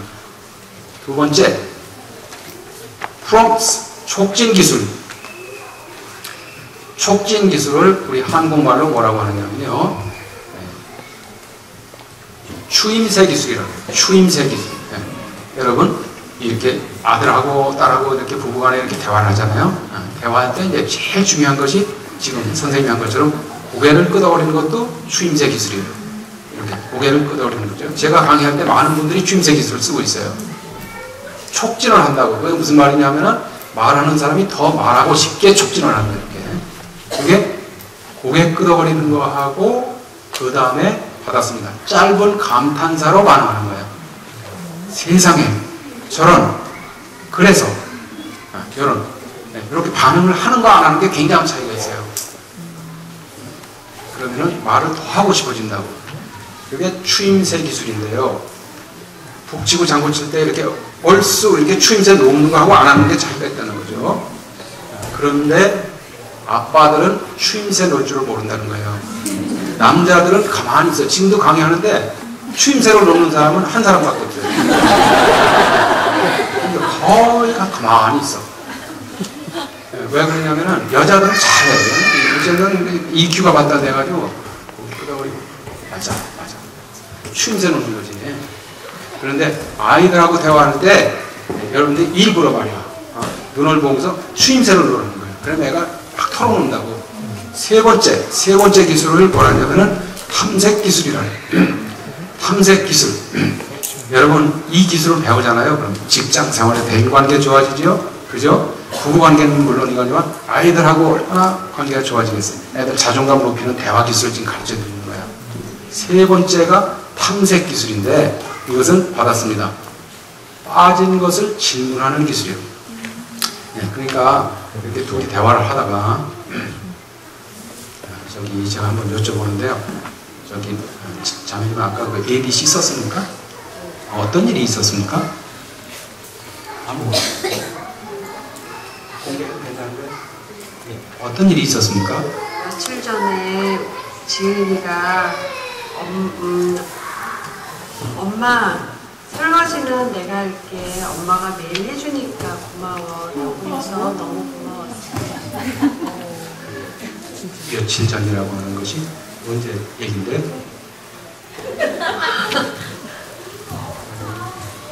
아이가 지금각 외동딸입니까? 아니면 딸이 또 있습니까? 외동딸인데 몇 살인데?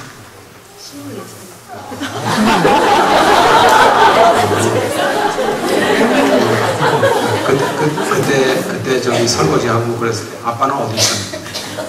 아빠는 부재 중이에요. 그러니까 제가 지금 탐색 기술은 예를 드린 거예요. 이렇게 지금 대화를 하다가 그 주제와 관계된 걸 물어보는 거 받았습니다. 관심의 표현입니다. 그러니까 그 구체화 기술이라고 합니다. 명료화 기술. 그러니까 그거와 관계돼서 딸이 몇이냐고 묻고 나이가 몇이 뭐 여러 가지 자꾸 물어보는 거예요. 이렇게 궁금하니까 관심을 가지고 다가가는 기술입니다. 그런데 우리가 이게 사랑하는 가족 관계니까 그러니까 자꾸 이렇게 탐색 기술을 쓸 수 있겠죠, 그죠? 언제 어디서 왜 그래가지고 자꾸 물어보는 거야. 그 주변에 관계되어 있는 것을 물어보는데 이것을 받았습니다. 구체화 기술이라고 돼요. 이게 구체적으로 알고 싶어서 자꾸 물어보는 거예요. 네? clarification, 명료화 기술이라고 합니다. 자, 그 다음에 제일 중요한 것은 네 번째 기술. 네 번째, 이미 6시를 넘었습니다. 6시 시간을 지키지 않으면 돌로 치라. 그런 개념이 있다. 그런데 네 번째 기술은 이제 반영 기술이라 합니다. 반영 기술. 반영 기술을 우리말로 바꾸어 말하기 기술이라고 합니다. 바꾸어 말하기 기술. 자, 이거 아주 중요한 기술인데요. 오늘의 강의의 핵심이에요. 반영 기술을 다른 말로 공감 기술이라고 합니다. 자, 공감하는 기술인데 이영식 목사님 지금 심정이 어떠세요? 내가 시간 잡고 오버하니까 솔직하게 얘기해요. 저는 네? 좋습니다. ABC를 얘기해봐. 선생님께서 약속한 시간보다 더 많이 방해해 주셔서 저는 좋습니다. 제가 약속 시간보다 더 많이 방해를 하는데도 기분이 좋다고요? 그러니까 제가 지금 반영을 한 거예요. 지금 반영이라고 하는 것은 받았습니다. 반응과 다르다. 반응을 하지 않고요. 그러니까 내 생각은 얘기하지 말고 저기 말한 분의 말을 내가 거울 역할을 하는 거예요. 그래서 이것을 영어로 미러링 스킬이라는 거예요. 거울처럼 내가 반사 역할을 해서 이렇게 말이 왔다가 다시 돌아가는 거예요. 내가 거울 역할을 하는 거예요. 그래서 거울 대화법이라는 거예요. 거울 대화법. 오늘 제목이 그거잖아요. 거울 대화법. 지금 무슨 말이냐면은 지금 이 목사님이 말씀한 거를 내가 바꾸어서 그대로 되풀이했어요. 그래서 받았습니다. 요약해서 반복하는 기술입니다. 네. 요약해서 반복하는 기술인데 우리 아이들하고 대화를 하는데 저기 선생님이 이제 학생이라고 생각하고요. 무슨 일이 있었어? 무슨 일이 있었니? 아들, 딸의 이제 아들과 이제 저기 아버지의 대화라고 생각하고 무슨 일이 있었니? 그러면 대답을 해야지. 친구가 싸웠어요. 아니 ABC로 다 대답을 하고. 어제 친구가 싸워가지고 기분이 나빴어요. 어제 친구하고 싸워서 기분이 안 좋다고? 요게 이제 반영을 한 거죠. 그러니까 반영은 어려운 것이 아니고 정답이 있는 건 아닌데요. 상대방이 한 말을 요약해서 되풀이하는 거예요. 그러니까 항상 결론이 이렇게 되는 거예요. 끝에 보세요. 거기에 저기 그 밑에 공식, 반영을 위한 공식. 뭐 했을 때 기분이 어땠다고? 예? 이렇게 하는 거예요. 뭐 했을 때 어땠다고? 그 상대방이 한 말을 그대로 반복하는 거예요. 그래서 이것을 뭐라고 하냐면 받았습니다. 이해하는 기술이라는 거예요. 그러면 아들이, 특별히 딸이 그렇습니다.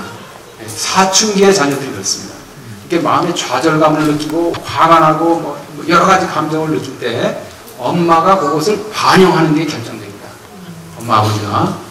그래서 내 기분이 어땠다고 그것을 알아주고 반영을 해야 되는데 대부분의 부모들이 해결책 제시하고 그 감정을 묵살하고 억압하고 아까 나왔었죠.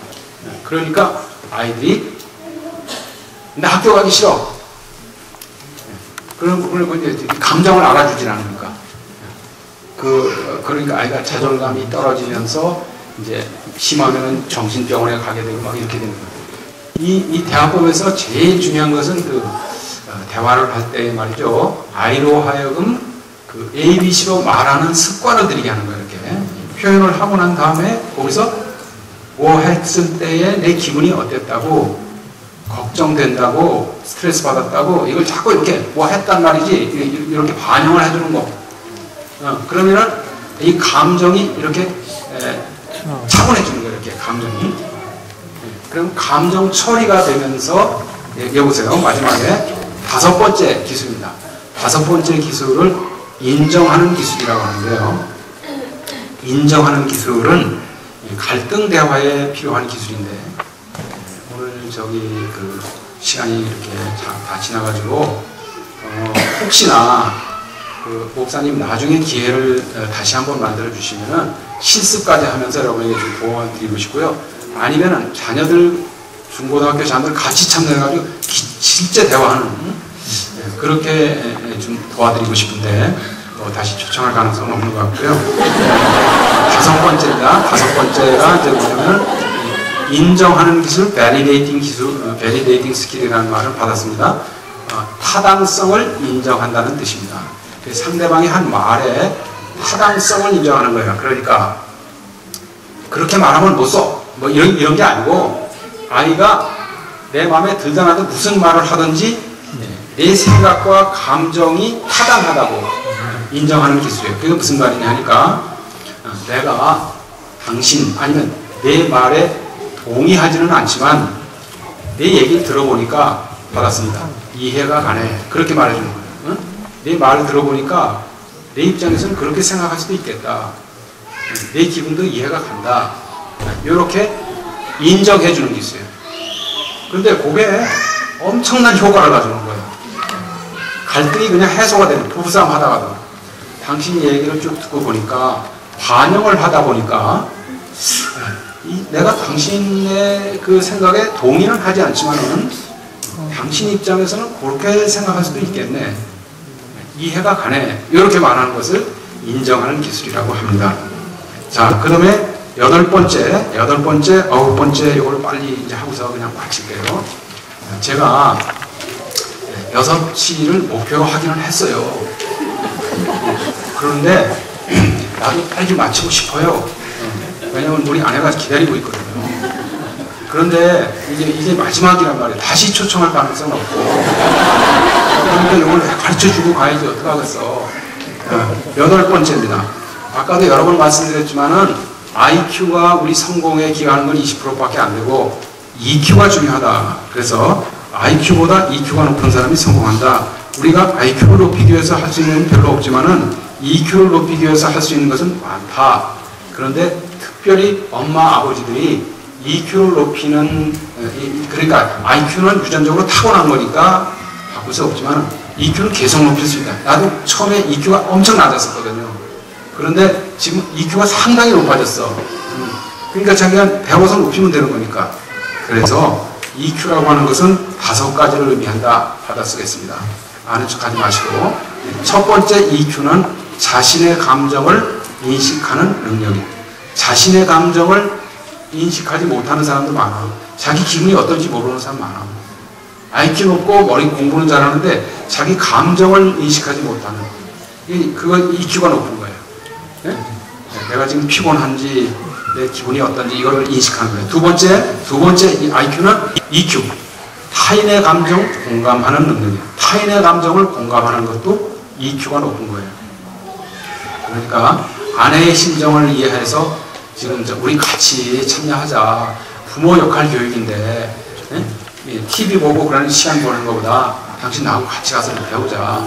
그러니까 이렇게 해서 아내의 심정을 이해를 해가지고 이렇게 같이 온 남편들의 EQ가 굉장히 높은 거예요. 안 그렇다면 EQ가 굉장히 높은 남편들이 오늘 같이 온 겁니다. 나 또 여러분이 좋아해 주라고 했는데. 세 번째입니다. 세 번째 그 EQ를 뭐냐면 대인관계 능력. 대인관계를 잘하는 것도 EQ입니다. 다시 말해서 화해하는 능력. 이렇게 부부나 아니면 친구 사이의 대인 관계에서 갈등이 있잖아요. 갈등이 있을 때에 미안해, 괜찮아 이렇게 하는 것도 EQ가 높은 사람이 한다는 거예요. 근데 EQ가 낮은 사람은 미안하다는 말을 평생 절대로 안 하는 사람도 있어. 자존감이 낮은 사람은 EQ가 낮으니까. 근데 자신감 있는 사람은 잘못했으면 애들한테도 미안하다. 아빠가 아까 상황을 잘 모르고 야단쳤는데 알고 보니까 이게 잘못한 게 아니네. 미안하다. 이게 EQ라는 거예요. 이게 EQ. EQ가 높은 부모가 아이를 EQ가 높게 만든다는 거예요. 그래서 대인관계 지수는 이것이 EQ하고 같이 가는 거예요. 네 번째입니다. 네 번째, 다섯 번째가 제일 중요한 건데요. 네 번째는 자기 절제 능력이라고 해요. 자기 절제 능력. 지금 앞으로 이제 21세기에는요, 우리 아이들을 받았습니다. 자기 조절 능력이 높은 아이로 키워야 되는데, 절제력 있잖아요. 절제라는 게 뭐냐면은 즉각적인 만족을 지연시키는 능력. 그래서 지금 당장 아이스크림을 먹고 싶은데 밥 먹은 다음에 먹어야 돼. 그래가지고 이 자기 절제 능력이라고 하는 것은 받았습니다. 지구력을 말하는 거예요. 참을성 있죠. 참을 줄 아는 아이로 키워야 된다는 거예요. EQ가 높은 사람은 지금 놀고 싶으면 숙제를 먼저 해야지. 그게 EQ가 높은 거예요. 숙제하고서 놀자. 당장 하고 싶은 거를 뒤로 미루는 능력이죠. 그것이 자기 절제력인데, EQ가 높다는 얘기는 자기 절제, 자기 조절을 잘한다는 거예요. 그래가지고 EQ의 반대가 뭐냐면 받았습니다. 충동적인 거예요. 충동적인, 못 참어. 그래가지고 지금 게임을 바로 해야 되고, 지금 뭘 해야 돼, 지금 먹어야 되고, 바로. 충동적인 아이가 군대 가면 어떻게 되는지 알아요? 자기 전체력이 없는 아이가 다 자살합니다. 이게 참지를 못하는 거예요, 지구력을. 그래서 엄청나게 많은 아이들이 자살을 합니다. 그러면 우리가 어릴 때부터 지구력과 절제력을 키워줘야 되는데, 그게 EQ예요, 바로. 마지막으로 다섯 번째, 자기 동기부여 능력이에요. 자기 동기화, 자기 동기부여 능력을 셀프 모티베이션이라고 하는데, 여러분, 자기 동기부여 한다는 말은 강의를 듣고, 오늘같이 강의를 듣고 여러분 새로운 걸 깨달은 게 있습니까? 네. 배우는 것이 있습니까? 네. 그런데 배우기만 하고 이렇게 실천하지 않는 사람은 EQ가 낮은 거라는 거예요. 그런데 EQ가 높은 사람은 책을 읽고 강의 듣고서 뭘 배웠잖아? 그러면은 받았습니다. 적용하는 능력이죠. 그러니까 오늘부터 이렇게 하겠다. 애들한테. 이거 실천하는 능력을 EQ라고 하는 거예요. 삶에 적용하는 능력이에요. 그런데 IQ는 높으면서 EQ가 낮은 사람은 실천을 안 한다는 거예요. 그래서 시험을 잘 보는데 생활에는 아무 변화가 없다는 거예요. 그래서 여러분들 오늘 그 책 말고 제가 한 권은 더 추천하는데요. 꼭 한번 읽어보셔야 할 책이 하나 있어. 우리나라가, 나도 이제 상담심리학자고 박사고 그러지만 저보다 더 탁월하게 이렇게 대한민국 전체가 인정하는 부부가 있어요. 둘 다 박사예요. 둘 다 박사인데 미국에서 Distinguished Professor, 최우수 교수로 선정된 분이 조벽 교수예요. 그리고 그 아내는 심리학 박사인데 최성애 교수예요. 조벽, 최성애 교수가 둘 다 박사고 둘 다 교수인데요. 이 양반들이 미국의 생활을 정산하고 한국으로 돌아왔어요. 그래가지고 참고로 말씀드리는데 두 사람이 말이야, 두 박사가 정신적으로 건강해가지고 얼마나 애를 잘 키웠겠어. 아들, 딸을 갖다가 잘 키웠어요. 그래가지고 미국의 웨스트 포인트의 남 학생은 아들은 입학을 하게 돼 있고 딸도 인류 대학에 이제 입학하게 돼 있었는데 한 5년 전 그 추수감사절 때 미시간주에서 시카고로 운전해 보다가 트럭하고 정면 충돌을 해가지고 아들, 딸이 현장에서 즉사했어요. 그걸 크게 사랑해서 아주 모범적으로 잘 키운 애들을 둘 다 잊어버렸어. 그래가지고 두 부부가 이제 저기 한국에 돌아와가지고 말년을 전국의 이 아이들을 내 아들, 딸처럼 갖다가 치유하고 이렇게 코칭하고 자존감을 높이는 그런 사역을 하자 해가지고 쓴 책이 한 권 있어. 그것이 받았습니다. 청소년 감정 코칭이라는 책이에요. 나는 좋은 거를 소개하는 거지 그 출판사하고 아무 관계없어. 좋은 책을 오늘도 2권이나 소개를 했어요. 그런데 여러분이 감정 코칭을 어떻게 하는지 구체적인 거는 제가 강의를 못하고 끝나잖아요. 그 책을 꼭 보시기를 바랍니다. 그래서 21세기는 꼭 보세요. 5번 바로 옆에 21세기의 행복한 자녀를 키우기 위해서는 자기 동기화 능력, 즉 받았습니다. 집중력, 애들한테 집중하는 것을 가르쳐줘야 된다. 두 번째, 인디오런스, 지구력, 참을성, 자기 절제 능력을 가르쳐줘야 되고요. 세 번째, 현실적 낙관성. 현실적인 낙관성이라고 하는 것은 앞으로 모든 게 다 잘 될 거다. 그런 게 아니고 현실을 부정하지 않으면서 지금 현실은 이렇지만은 내가 이걸 다 타개할 수 있고 극복할 수 있고 낙관적으로 희망을 갖고 기대를 갖고 하는 것도 이제 실력이라는 거죠. 마지막으로 도덕성이 필요하다. 자, 9번째 보니까 감정 코칭의 5단계. 첫 번째, 경청. 그야말로 빨리 제목만 말하고 이제 마치겠습니다. 우리 그 이영신 목사님의 그 지구력과 참을성이 한계에 도달하고 있습니다. 그래가지고 첫 번째는 경청, 두 번째는 수용. 거기 오른쪽에 설명이 다 있어요. 세 번째, 공감. 네 번째, 표현. 아이로 하여금 감정을 표현하게 해야 된다. 표현하게. 그래서 ABC로 표현하는 연습을 시키라는 거예요. 자, 5번째, 행동 그랬습니다. 그리고 밑으로 쭉 와가지고 12번으로 가겠습니다. 12번에 보니까 자녀가 꿈을 지니도록 도와라. 하워드 가드너가 주장한 9가지 다면적 지능. 자, 깊은 소식이 하나 있는데요. 제가 어릴 때 이제 그 타격을 입어가지고 IQ 검사를 중학교 2학년 때 했는데 86점이 나온 거예요. 제가 IQ가 평균이 100이잖아요. 그러니까 86이면 거기서 6점만 내려가면 정신 박야가 되는 거예요. 그래가지고 한글대 합치는데 4년 걸렸다고 했잖아요. 그래서 난 머리가 나쁘다. 거기다가 우리 형님이 숙맥 등신이라고 하니까 진짜 머리 나쁘다고 매일 컴플렉스를 가졌거든요. 그런데 그거를 뒤엎는 기쁜 소식이 하버드 대학교 하워드 가드너 교수가 본인도 이렇게 어릴 때 이제 머리가 나쁘다고 해서 늘 그 컴플렉스가 있었는데 그래서 심리학을 연구해가지고 뭐를 만들어냈냐면은 12번 보세요. 9가지가 아니라 8가지 다면적 지능을 개발을 했어. 그래가지고 지능은 한 가지가 아니고 IQ, 그래서 뭐 수학자라고 그게 지능이 아니고 8가지 지능이 있다. 지능은 단일 개념이 아니라는 거죠. 그래가지고서 한 가지가 아니고 8가지 지능이 있다는 거예요. 이게 얼마나 기분 좋은 소식이에요. 그래서 그거 1번부터 제가 간단히 말씀드릴게요. 첫 번째는 언어 지능이 있다는 거예요. 언어 지능. 그래서 저는 언어 지능이 발달된 거예요. 언어 지능은 좋은데 두 번째 지능이 낮은 거예요. 3번. 논리 수학 지능. 저는 논리 수학 지능이 지금도 안 좋아요. 그래가지고 숫자 개념이 없어. 그래서 지금 나이가 몇인지 정확하게 몰라요. 왜냐면 산수를 못해.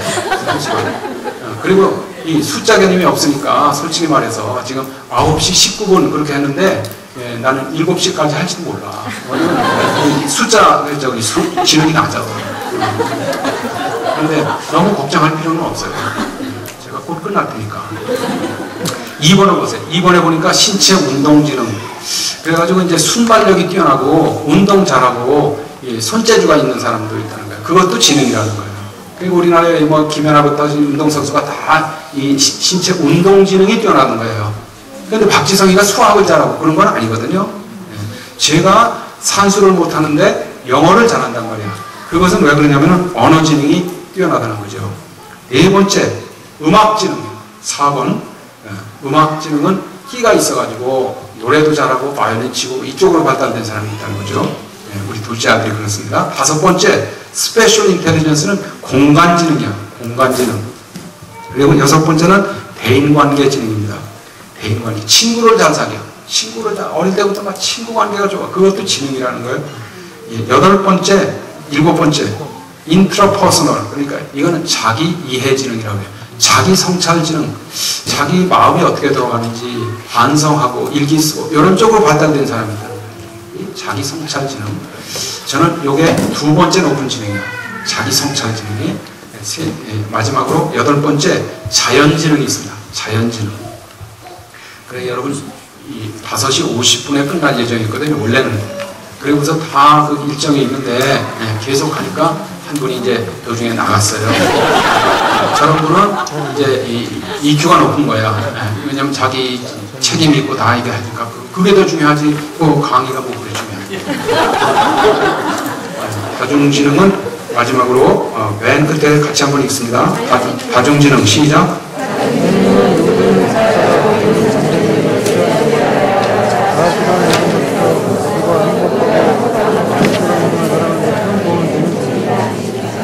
중요한 것은 상하는 재능을 제대로 챙겨서 그가 노력하는 능력에 맞는 것입니다. 그 나머지 아주 소중한 내용이 적혀 있는데요. 14번 보겠습니다. 오늘의 결론입니다. 8번은 모르겠는데요. 네? 자연지능? 자연지능이라고 하는 것은 받았습니다. 동물, 식물을 좋아하는 아이가 있다는 거예요. 동식물을, 그래가지고 어릴 때부터, 애완동물 키우고, 토끼 키우고, 뭐 이런 거 좋아하는 애들이 있고, 또 이제 곤충을 채집하고, 막 이런데 아주 자연지능이 발달된 사람이 있다는 거예요. 그러니까 아이를 키우는데 제 얘기는 뭐냐면은, 이제 판사, 변호사 이렇게 하지 말고 지금 그 아이가 타고난 지능대로 아이를 키우라는 거예요. 그것을 받았습니다. 강점지능이라고 해요.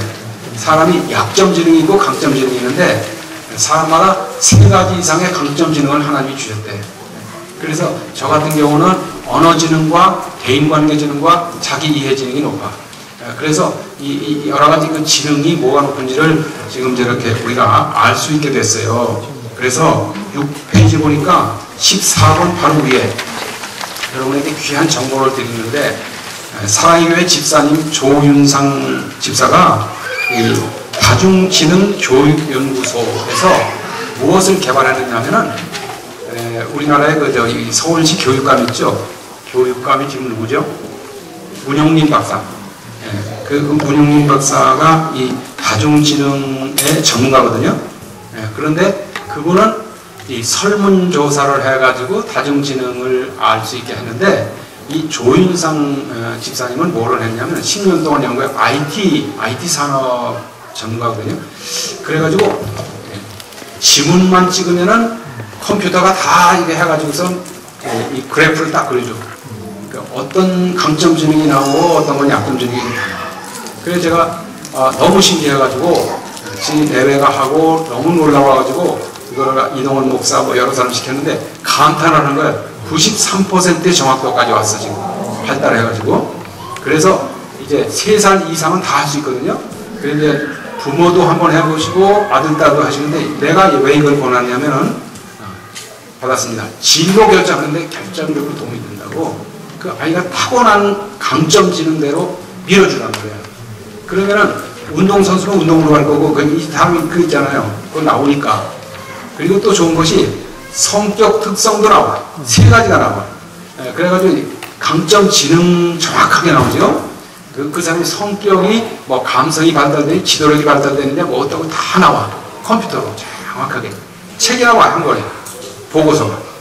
3번째는 학습 스타일. 어떻게 배우면 공부를 잘하는지.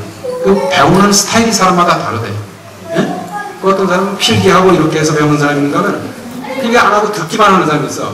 그 학습 스타일이 사람마다 다 해봄으로 배우는 사람들이. 그거를 다 거기서 가르쳐주고 상담까지 해줘. 그러는데 이게 어렵게 이제 돈을 많이 투자해서 개발한 거라 10만 원을 받아 한 사람당. 그런데 5명이나 뭐 20명 이렇게 여러 명이 이렇게 여기 교회 같이 이렇게 하면은요 5만 원까지 해야 돼. 깎아줘. 아주 싸게 해줘. 거기다가 정동석 교수가 소개했다. 그럼 더 싸게 해줘. 그래서 여기 전화번호를 내가 드렸어. 일부러 여기 전화번호로 연락을 해보시라고. 관심이 있으면은 안 해도 괜찮아. 그런데 제정신 있는 사람 다 할 거다. 14번을 보겠습니다.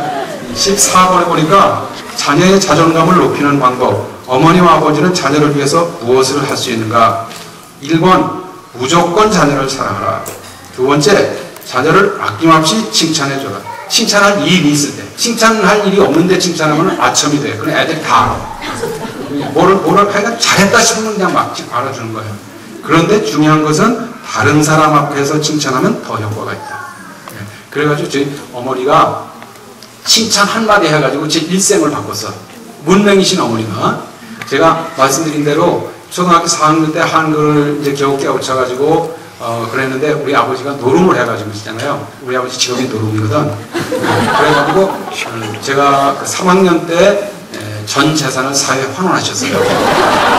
그래가지고 이제 제가 이제 그 동네에서 농사를 질 수가 없게 된 거야. 그래가지고 이사를 나와가지고 주덕초등학교로 연소제주로 이사를 나왔어요.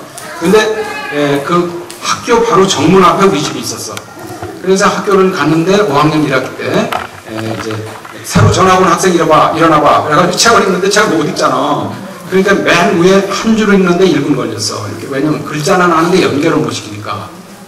왜냐면 저기 이렇게 머리가 타격을 입었다 그랬잖아요.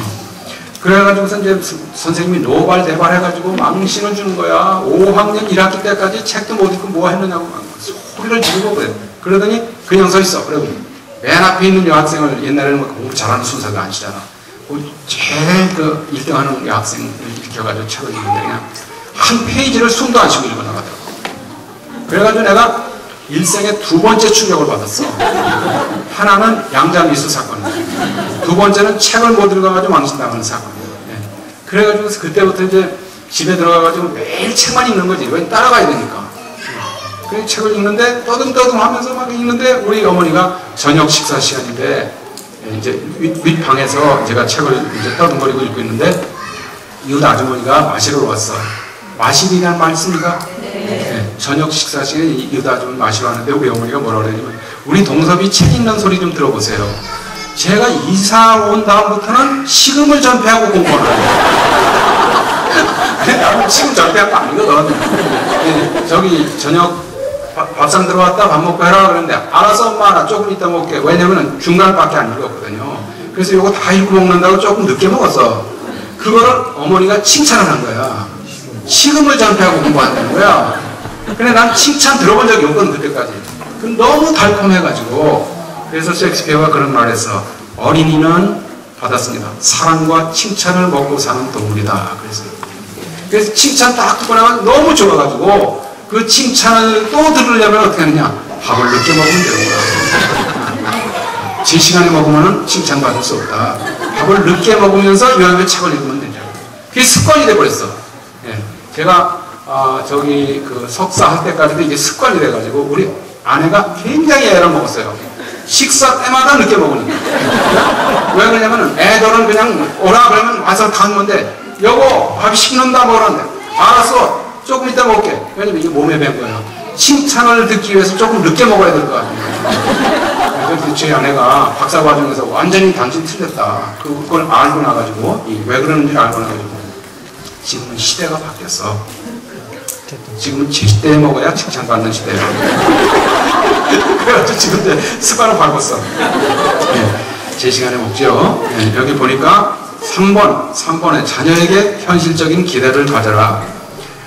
그러니까 애가 할 수 없는 거, 서울대학을 꼭 가야 된다. 그렇게 하지 말라는 거예요. 그 아이가 할 수 있는 거를 그보다 조금 높게 기대를 하면은 애가 분발하고 노력을 할 수 있잖아요. 이 네 번째 다 같이 읽습니다. 시작. 5번.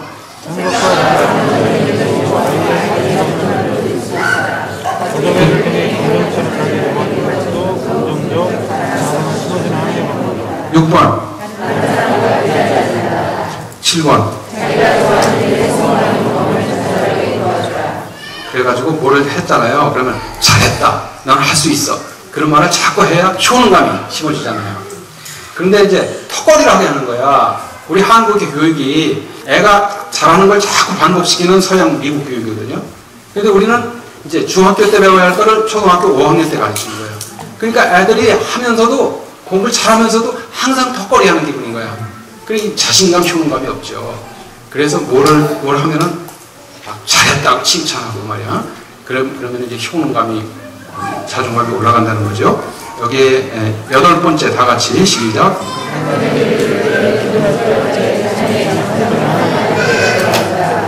할 수 있겠죠. 그래서 마지막에 거기 연습 문제 이렇게 드렸는데 요것을 오늘 배운 거를 근거로 해가지고 집에 가서 한번 해보시고요. 그 뒤에 보세요. 마지막에 뭐가 있나요? 여러분 아주 귀한 선물을 제가 2가지 드렸는데 자존감 체크리스트라는 게 있어요. 요것은 엄마 아버지들도 해볼 거지만 애들한테 한번 시켜보면 특별히 좋아요. 초, 중, 고등학교 자녀들에게 이거를 해보면은 여기 해당되는 걸 표시만 하면 많이 표시할수록 안 좋은 거예요. 이게 많이 표시할수록 자존감이 낮은 거예요. 체크하도록 되어 있고요. 마지막 페이지에 거기에 자존감 설문지라는 게 있습니다. 이것은 부모님들도 해도 좋은 거예요. 그래서 여러분들이 받았습니다. 정신 건강의 척도. 내가 얼마나 건강한가를 가늠자가 되는 것이 바로 이 자존감이거든요. 그래서 이건 누구한테 보여주는 거 아니니까 솔직하게 한번 해보세요. 그래서 나는 열등감이 얼마나 심한가, 자존감이 높은가, 이거를 객관적으로 알아볼 수 있는 도구를 드렸습니다. 요거 하나 하는데 5만 원 받는데요. 오늘 거저 이렇게 줬는데도 시간 안 지켰다는 것만 기억하겠다는 것이죠. 되게 자존감이 낮은 부모들이 시간 안 지킨 것만 기억한다고 하더라고요. 내용은 생각을 안 하고. 내용이 좋았죠? 네. 같이 한번 기도하고 마치겠습니다. 거룩하신 우리 아버지 하나님 감사합니다. 저희들에게 주님의 섭리 가운데 남편과 아내로 만나서 이렇게 하나 되게 하시고 저희들에게 또 아들과 딸을 선물로 주셔서 감사합니다. 아이들을 오늘 배운 대로 이렇게 심정 대화를 매일 하는 가운데 아이의 자존감을 높여서 아이가 행복한 자신감 있는 자녀로 이 세상을 살아갈 수 있도록 하나님 축복하여 주시옵소서. 예수님의 이름으로 기도하였사옵나이다. 아멘.